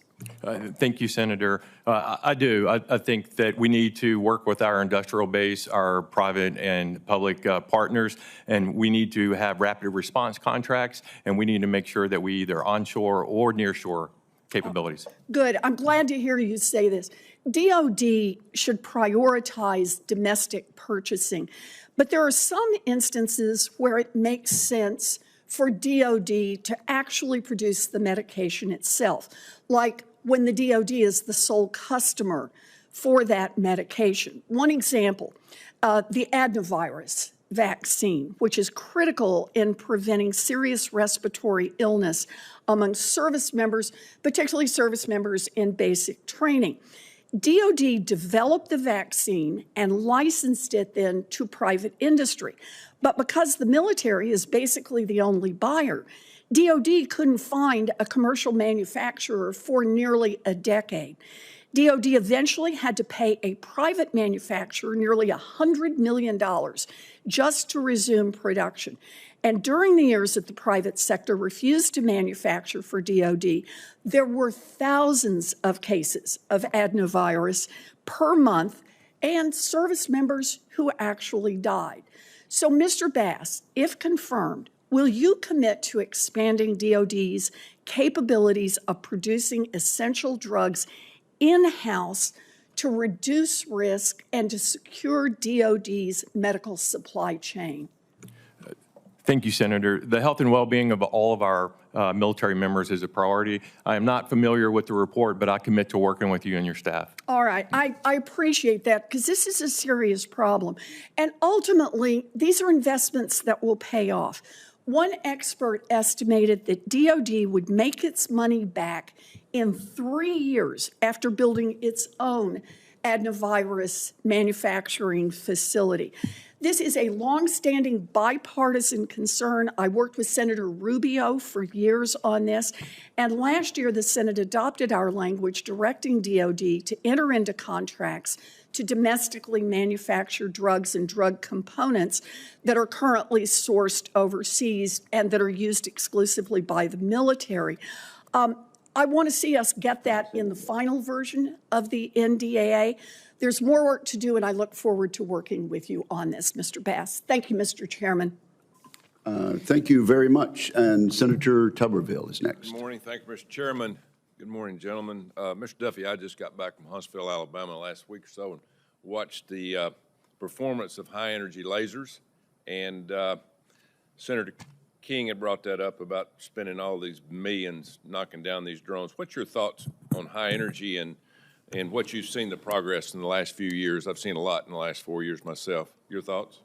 Well, Senator, thank you for the question and for the great state of Alabama's contribution to the defense industrial base. I agree with Senator King and with you. Directed energy and high energy lasers would provide a tremendous capability when we think through some of the threats that we face, whether it comes to counter UAS systems, and really the threat we face, whether it's from adversaries that, like the Houthis, that are able to inflict low-cost kinetics at us, which require us to expend high-cost weapon systems. I think if we can get the technology where we need to be with directed energy and high-energy lasers, that would provide us with the capability to have very low-cost response to those threats. And in the future of distributed warfare with swarms and that sort of things, I think that'll be critical for us to establish that capability. Thank you. And the progress we've made has been small private companies, as Senator King was saying. Sometimes they get bought out and they move down the line or can't make it because of funding. But I think they're doing an outstanding job. I'd like to, when you're confirmed, to come down and visit and see this for yourself. I look forward to it, sir. Dr. Mink and Dr. Michael, just a question for you here on the future of engineering in your departments, both of you. We're going to have a tough time keeping good engineers and people employed because of the private companies taking our good people away out of the military. What's your thoughts and your plan of hopefully keeping the best and the brightest in the military instead of taking the private route? Either one of you? Or both of you? I'd say it's twofold, Senator Tuberville. First, we have to have some successes that are well promoted inside the science and technology enterprise. If DARPA does something great, we need to get it out of the labs and into production fast, and that gives people motivation to be part of want to be part of one of those organizations. The second thing is we should be working with private industry more. If you take artificial intelligence, there's a lot of money being spent and a lot of research and a lot of dollars. We shouldn't have to duplicate that in every area of the government. We should be leveraging where they're spending more and doing ahead and the things we have to do on the basic research side that's not profitable for private industry. We got to get it out of the labs faster and into production sooner. Thank you. Dr. Mink? Thanks for the question, Senator. And just kind of to echo, I think it's not just money. I think it is. I think it is the opportunity to do advanced research, do advanced engineering that has a mission outcome, right? That what we've found in my current organizations, it's a very highly technical workforce. We've done very well in recruiting and retention, and it goes kind of back to the quality of service I mentioned a little bit earlier, is when you bring in these really skilled, talented people, regardless of what that talent is, you need to have there needs to be an opportunity for them to be successful and to do what they love to do, because it takes a lot of work to get some of these skill sets. I think in many cases that's even more important than just pure funding or pure salary. Thank you. You know, we talk about machines a lot, but we don't talk about people enough, and people are what's going to get the job done for us. Mr. Bass, it's becoming more and more common for members of our armed services to be referred away from the military treatment facilities to civilian providers. The consequences are enormous to the taxpayer, the cost. We want to take care of our service members. How do we fix this problem? Thank you, Senator, and thank you again for meeting with me offline. We need to take a look at medical readiness is our priority, and we want to make sure we meet the access to care standards for our military members. And it's a delicate balance between going to the direct care system and the MTFs and then to the private sector. We need to look at and encourage healthcare in the MTFs for both volume and complexity, but when necessary to meet medical readiness standards, we need to also send it out to the community. So we have to look at the delicate balance between the both, and if confirmed, I'll work with the staff to make sure that we're meeting access standards, getting healthcare for our troops, and they're getting world-class care. And as you and I talked about, you know, cutting costs, we need to involve the 21st century of AI into the things that we do between doctors and hospitals and drug companies and all the things that can cut back costs. They're there. We just don't use them for some reason, but I would hope we would get involved in that. Thank you, guys. Thank you very much. Senator Slotkin. I yield to Senator Rosen. And I thank Senator Slotkin because I'm off to foreign relations after this, so thank you for yielding your time, and thank you, Chairman Wicker. Thank you to the witnesses for being here, for your families, for your willingness to serve, and Dr. Mink, it's good to see you. Thanks for meeting with me last month. And I want to say thank you to Senator Banks, although he's no longer here, for bringing up the importance of the National Guard, because I could not agree more. And Dr. Mink, as we discussed in Nevada's National Guard's 152nd Airlift Wing in Reno flies the dangerous Modular Airborne Firefighting System, easier to say MAFS. The MAFS mission, it flies it with its legacy C-130Hs. They fly low and slow at max gross weight over wildfires in mountainous terrain.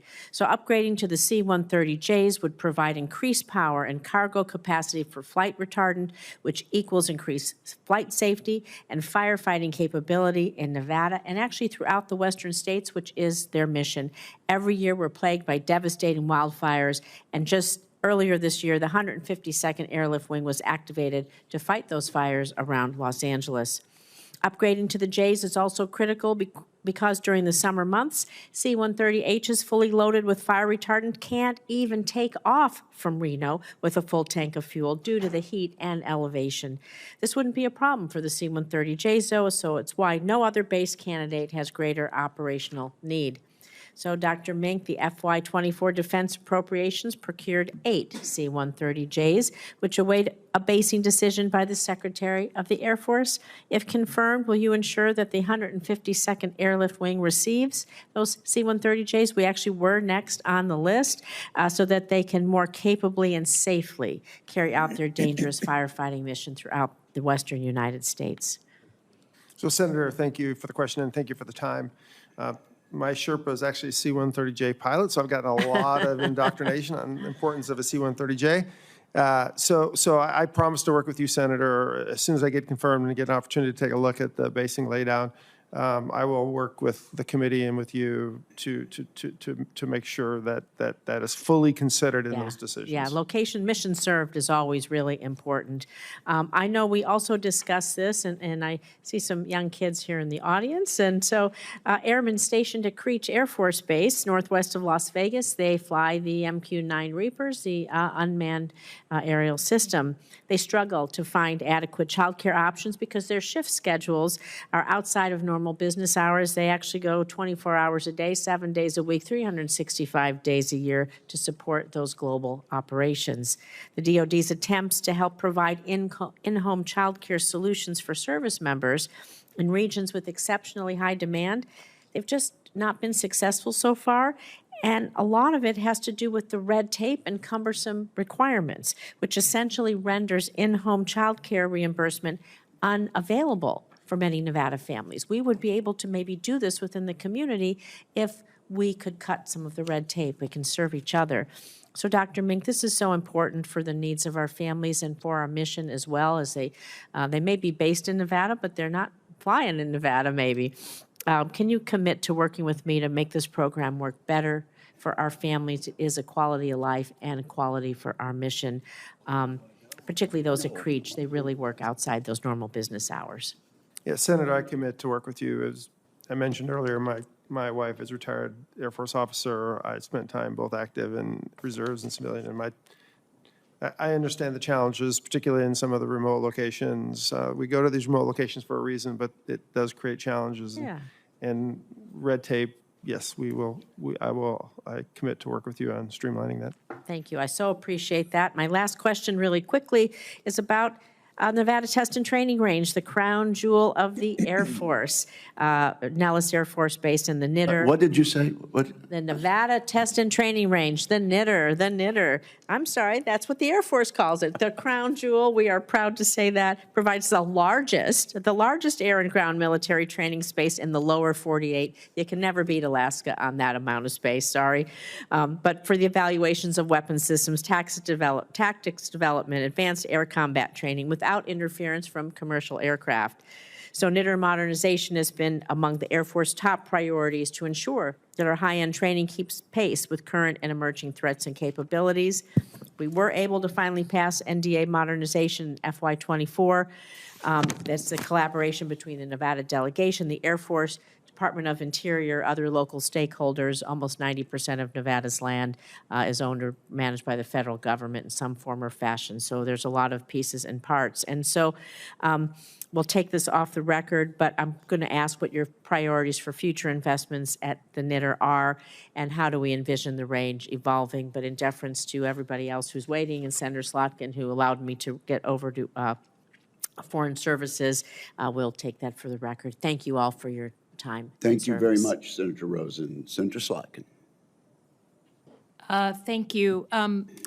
Thanks for being here. Congratulations. I remember coming in front of this panel under Chairman Levin to do a panel confirmation hearing, and I remember being the target of that, and everyone else just sat there very quietly and got no questions. And so for those of you having different experiences today, congratulations. I think you were in junior high. I was not in junior high, but I will say I got the full McCain treatment and remember it to this day. So you should be proud and happy that none of you, I think, have received the McCain treatment. A couple of questions for Dr. Mank. In Michigan, we have Selfridge Air Force Base, the only Air National Guard controlled base in the country. And we've discussed this, and any good Michigander will constantly bring up our interest in a replacement fighter mission for our A-10s, which are phasing out in FY27. I know that in order to have a better shot of having a fighter mission, we need more airframes. And I just want you to know that there's lots of us on this committee for various reasons who want the Air Force to have more airplanes. But will you please commit to working with us on a replacement mission, a fighter mission, not a refueler, we've got those in coming, but a fighter mission for Selfridge Air Force Base? Senator, I commit to work with the committee both on make sure we have the right number of platforms, and where those platforms are bedded down. Happy to But the do right that. number is more, right? Right number. I mean, no matter what it is, likely it's more. Okay, Senator, good. yes. Good. All right. Well, looking forward to working with you and love to invite you to Selfridge and have you come formally and check out what we have going on. It's an amazing base. So Happy to do so, Senator. great, great. Switching gears, Mr. Duffy, I know you've been sitting in the Secretary of Defense's front office and I believe acting as his Deputy Chief of Staff. So really at his right hand. And you're about to become the head of acquisition for the entire Department of Defense. That's a huge job, hugely sensitive job. We don't want, other countries knowing what we're acquiring and so they can defeat it. The leadership of this committee has sent a very standard letter to the Department of Defense acting Inspector General asking for an investigation of what has happened with potentially classified information being on the Signal chat. What do you think of this investigation? Will you commit to participating since you were right there in the right hand of Secretary Hegseth during this moment? Senator, I was not a part of the chat that's Sure. in question. I defer to others on the investigation, and I will continue as I have in the past, always to communicate through approved channels with sensitive information. But if the acting Inspector General came to you as someone who's been so closely working in the front office of the Secretary, you would participate in such an investigation? I would participate. I would follow department procedure if that included the. Okay. And are you aware of any other signal communications that has gone on from the front office of the Secretary of Defense, either him or his senior staff, that have involved operationally sensitive information, information about specific weapons platforms, the timing of operations, or anything having to do with senior leader decision-making? Are you aware of any other signal chains that you, your staff, or your boss have been on in the past 90 days? I'm not aware of signal chats that contain sensitive information, no. Okay. So you can confirm with a clear yes or no, you have not been on any signal chains that provide operationally sensitive or classified information? No, I have not. Okay, great. That makes me feel good. We all know that our main competitor in the acquisition space is China, that they have invested in technology that is purposely meant to undercut our advantages in a fight. So if you can sum up in a bumper sticker what you're going to focus on in the acquisition world in order to shred that gap that we have with them, what is that bumper sticker? Thank you for the question, Senator. I think two really critical metrics when it comes to measuring the success of our acquisition system. One is speed and second is capacity. I think nobody beats us on performance and capability, but we need to accelerate speed and we need to manage cost. And so I think the best incentive, because our industrial base is absolutely critical to providing this. This is something that they do best. It's one of our most greatest national assets is our economic power and our innovation within our industrial base. And so I think if confirmed in this job, it would be a priority for me to convene leaders of industry to understand what are the barriers that get in the way of business wanting to do business with the defense industrial base, and ensuring that we can benefit from the incentives that competition provides. The more interest we have in the defense industrial base, the more innovation we'll get, and I think the more there will be effective incentives to provide capability at cost and at speed. Thank you. Thank you, Chairman. A key matter that needs attention. Thank you very much for the question and the answer. Senator Schmidt. Thank you, Mr. Chairman. And again, I've said this earlier today. I've been asked more questions about Signal in the last 2 days by these journalists who didn't seem to care at all that we had a commander-in-chief who couldn't put 2 sentences together for 4 years. So forgive me if I'm not being caught up in this faux outrage that is being demonstrated by my Democrat colleagues about a Signal chat that didn't have war plans.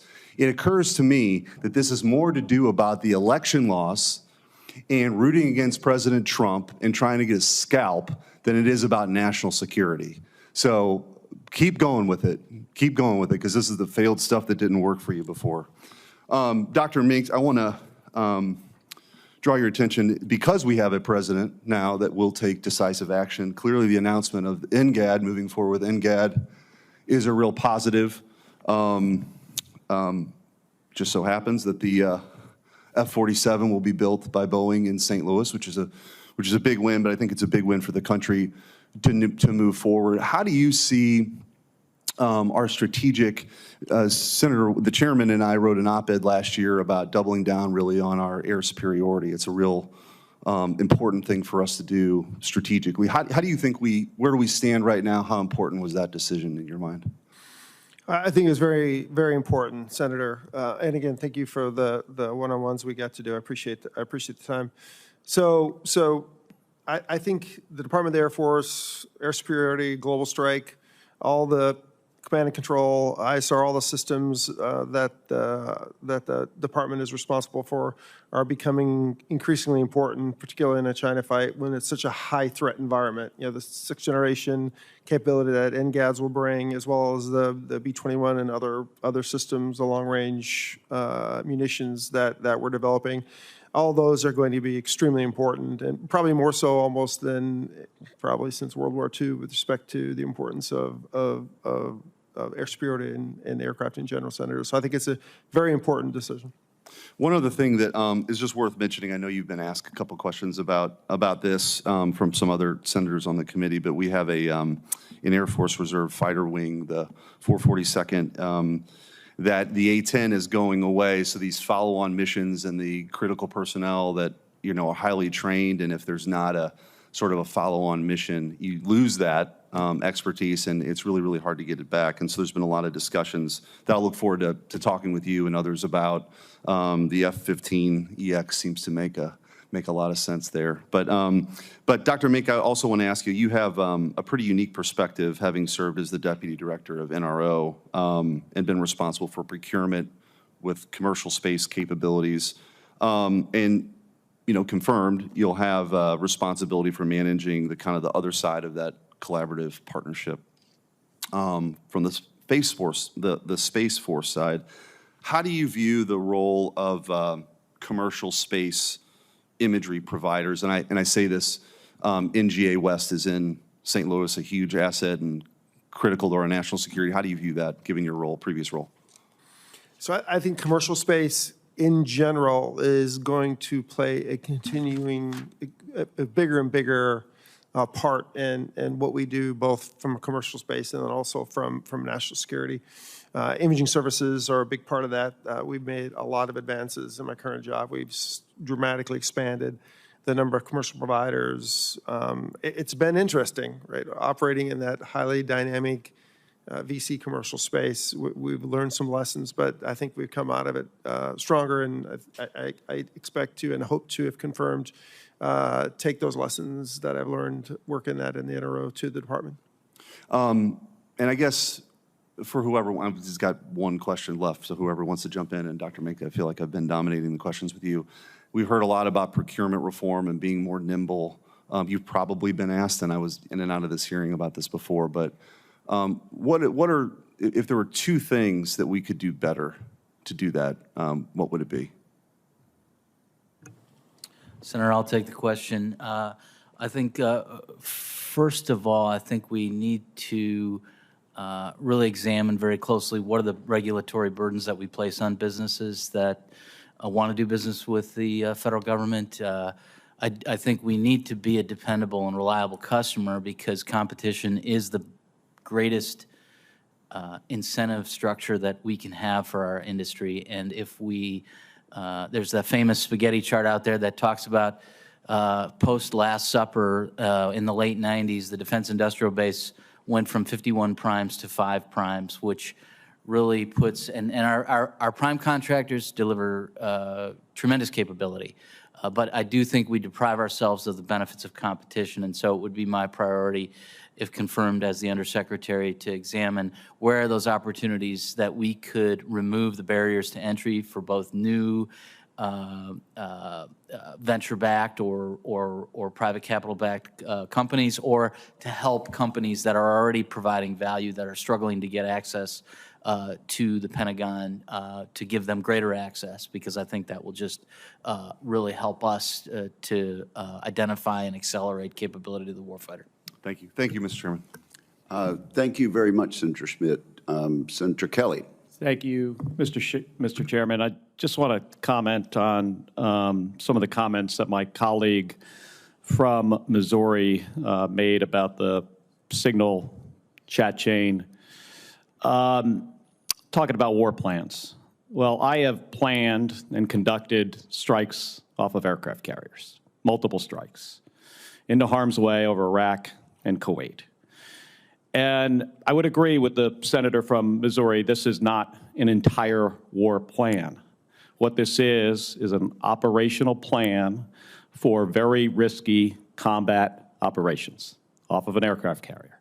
And it's not all the information, but the most critical information that we have in our government are things like launch time off of a platform, in this case of an aircraft carrier, type of airplane, F-18s, MQ-9s, weapons like Tomahawks, time on target. It is very critical information. Somebody could argue that the piece of paper it came off of, the Signal chat, it did not say secret or top secret. When you have pilots that are about to go feet dry over a foreign nation within an hour or 2 hours, and that information is being shared on a non-secure system, it puts those pilots at great risk. I agree, it is not all the information, but some of the most critical information that you would not want to be released is what was in that Signal chain. So where I do agree with some of what you said with regards to an entire plan, sure. But the most critical pieces were shared publicly on an unsecure system by the Secretary of Defense. So with that, I've got some other questions about maritime industry and the Ships for America Act, which is my legislation with Senator Young of Indiana. So Mr. Duffy and Mr. Michael, one issue I've been focused on for a long time is the state of our maritime industry. Transcom relies on U.S. flagged vessels and American mariners to provide strategic sea lift, and right now we don't have enough vessels or mariners to support sustained operations overseas. It's a national security issue for us. We also have a hollowed out shipyard industrial base in the United States, and the only ocean-going ships we build in the United States now are Navy vessels, and that means constrained supply chains and increased costs for the Navy. These are all really pressing issues for our national security. So, Mr. Duffy first, and then Mr. Michael, what steps would you take to ensure that our cast and forged industrial shipbuilding base, from forging to supply chains and production, are ready for competition, crisis, and conflict?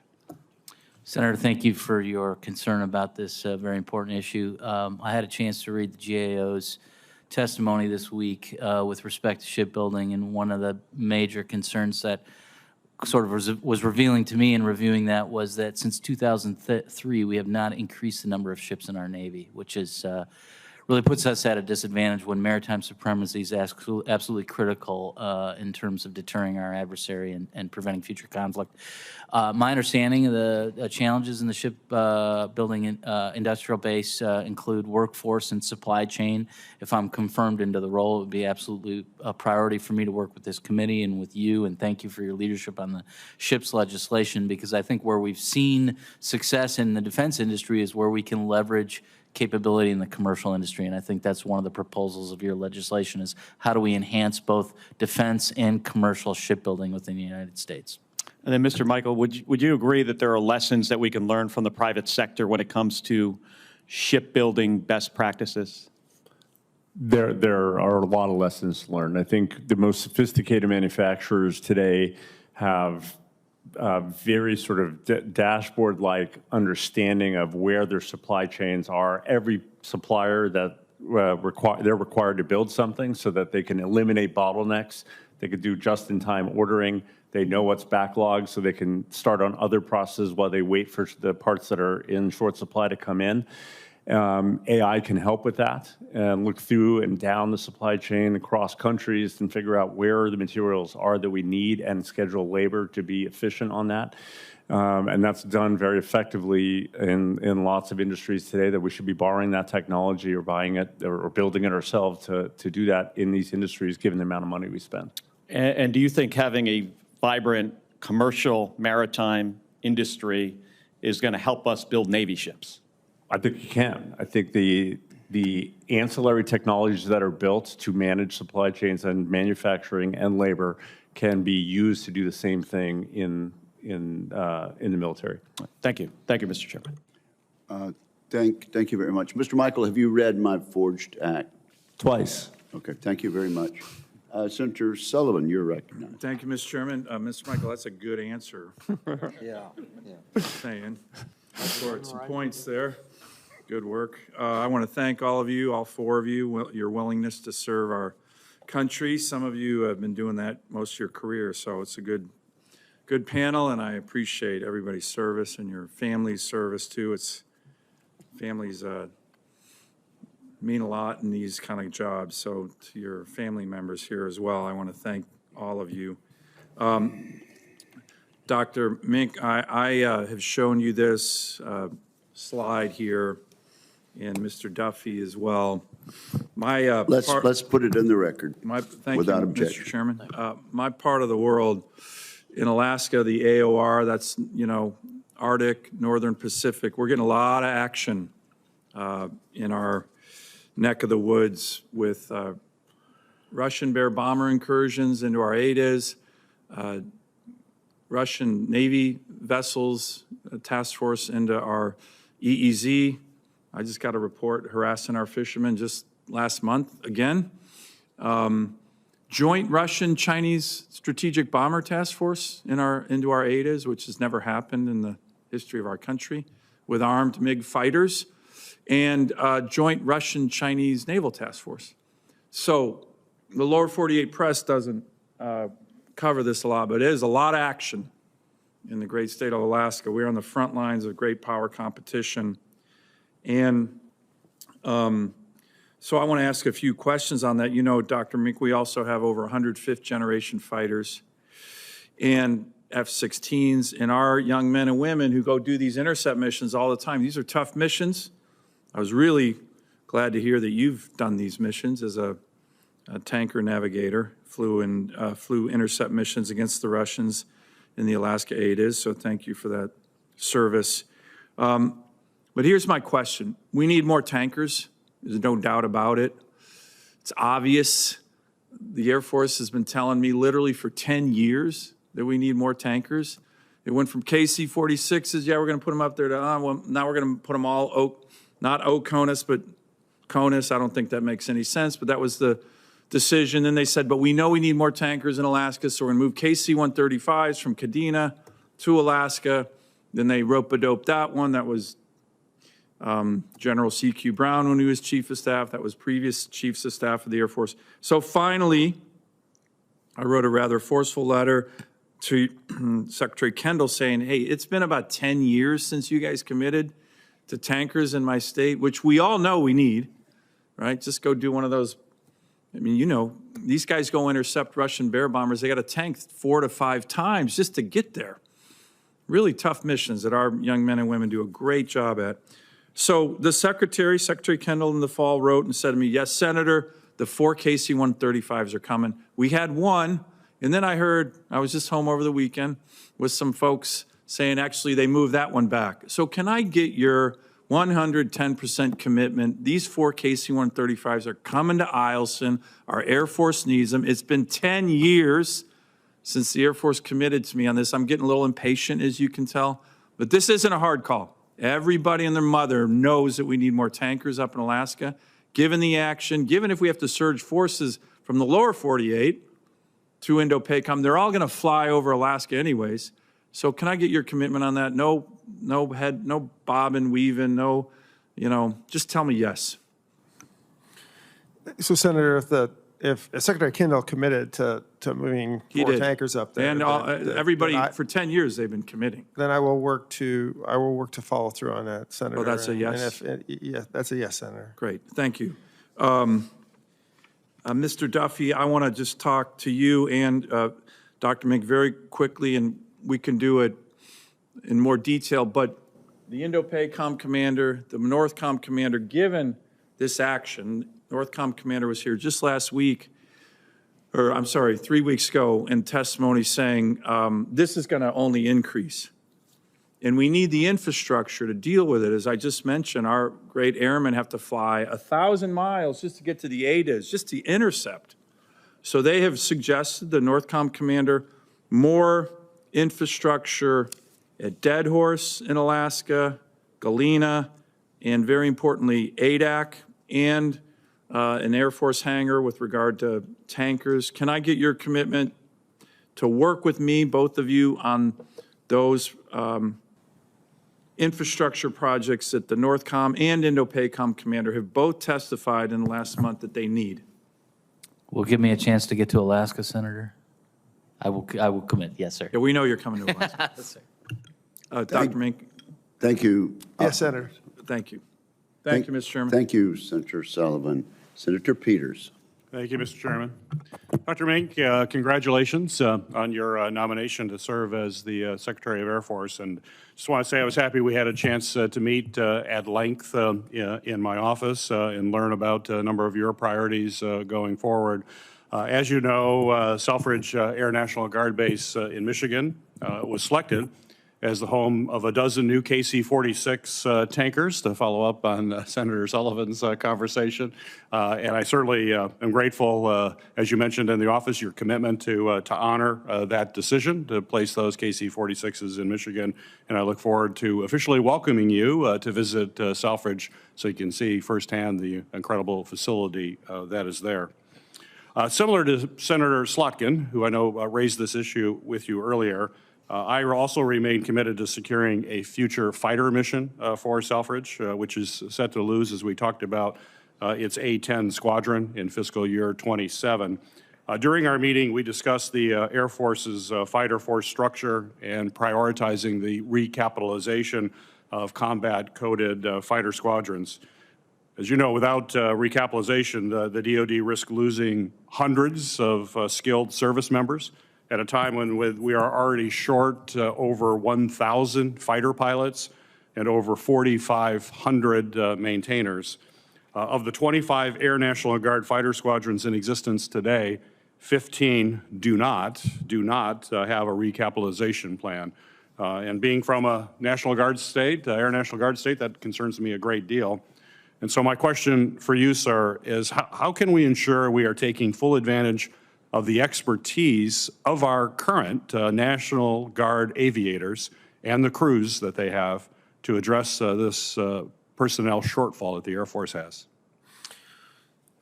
Again, Senator, I thank you for the question, but also thank you for the opportunity to sit down and talk with you a bit. So, yeah, as I stated in the office, we, for sure, at KC, the 46 tanker, we will commit to that. In discussion, questions from Senator Slotkin, one of the things I will be looking at across the board is the procurement plan of fighters to meet the overall requirements that the department has been given, and what are the resources to get to the right numbers of aircraft as we build out the F-35s and then maintaining the fourth generation fighters, and then moving on into the NGADS program. Making sure we have the right numbers of platforms, and then look at where we're going to put those platforms. And Senator, if confirmed, I promise to work directly with you on where we think we're going to land and have that discussion for sure. Great, great. We also discussed in that office meeting how collaborative combat aircraft and other similar warfighting autonomous capabilities can be utilized and integrated alongside the KC-46s for both improved command and control. These autonomous aircraft will be, as you know, crucial in the Indo-Pacific, given their relative low cost and the versatile capabilities, as well as high numbers to be able to produce at scale. So my question for you, sir, is can you share your plans to prioritize and improve the acquisition process for autonomous capabilities to improve force mix of integrated Air Force platforms as well as weapon systems? And clearly, the acquisition process needs to be a whole lot quicker, a whole lot more efficient. I'd love to hear your plans to make that happen. I can talk about improving acquisition rate of innovation for all day long. I think the key is have the right people running the programs, have the right set of requirements, give the right authorities to the program managers, and then support them through the acquisition. So I've done that throughout my life with significant success, and I will continue to do so. With respect to specific acceleration of the different unmanned systems, CCAs, and other follow-on systems, I haven't been given the detailed, it's part of the larger NGAD, CCA, the larger enterprise solution that the department's been working on. I haven't got the detailed briefing on all that, but that will be a focus. It's a combination of not just the manned platforms, but it's the CCA, and I believe there's likely other platforms that'll be required, other unmanned platforms that will be required. And that's going to have to be a focus, because that's what that integration of those different type of platforms with ISR and other capabilities is what's going to be required to deter any aggressor in PACOM and any place else, and if we need to, right? We're going to have to make sure we get that right. Thank you, Dr. Menker. Look forward to working with you on that issue and the others that we discussed in my office. Thank you, Mr. Chairman. Thank you, Senator Peters. There's a vote on, I'm the only questioner remaining in the first round. Let me go quickly. Mr. Duffy, thank you for mentioning the Forged Act on multiple occasions. With regard to things like other transaction agreements and middle-tier acquisition, you can go ahead with that now without the enactment of additional legislation. Is that correct? Yes, Mr. Chairman, that is correct. And if confirmed, I would look to find ways in advance of any additional legislation reforming the acquisition to ensure that the department is maximizing the use of the flexibilities that Congress has already provided. That's good, and we need to do that, and we are going to work with you on that. Mr. Michael, let me ask about Defense Established Program to Stimulate Competitive Research, or DEPS Core. How can we build up innovation across the heartland, not just in Silicon Valley and Massachusetts? I think there's a lot of ways. I think the SBIR programs, I think the way we get our supply chains unlinked from our adversaries, those kinds of technologies or products, if you will, that we could do that are perfectly made for more manufacturing style capabilities than software writing. And I think the lots of good universities in the center of the country that have lots of manufacturing capability training programs, and there's lots of, frankly, plants there that exist that maybe not being used, that would be used to do component building and so on. So I think that, plus focus on universities outside of the Ivy Leagues and the coasts. There's lots of universities in Indiana and in Chicago, in Illinois. Mississippi, perhaps, Alabama, that are doing great things. And I think if they specialize in certain subject matter areas, that we get a lot of productivity out of that part of the Very good. And then I'll end with Mr. Bass. You have experience in the Department of Veterans Affairs. Based on your experiences there, what additional steps should we take at the DoD to improve retention and recruitment of civilian healthcare personnel? Thank you, Chairman. Recruiting and retaining highly qualified staff has to be a priority. We are in direct competition with the civilian sector for these critical skills and these specialists. It's a problem. Yes, sir. Absolutely, it's a problem, and it's difficult to compete. We need to take a look at Title 38 authorities to see if we can use that to strategically recruit specialists. We need to take a look at pay and compensation packages. We should look at training opportunities to ensure that we recruit and retain these folks. And we need to make sure we develop pipelines, recruiting pipelines from prominent universities in Mississippi, and to make sure that we have a necessary force to carry out our medical mission. Rhode Island, not so much. Sir, I can't comment on that. Senator Reed, we've got a vote on. Yes, sir. Yes, sir. I'm fine. Okay. Well, thank you very much, Mr. With Chairman. that, I'd like to thank our witnesses. Very good hearing. For the information of members, question for the record will be due to the committee within 2 business days at the conclusion of this hearing. And with that, and with the thanks of the committee, we are adjourned.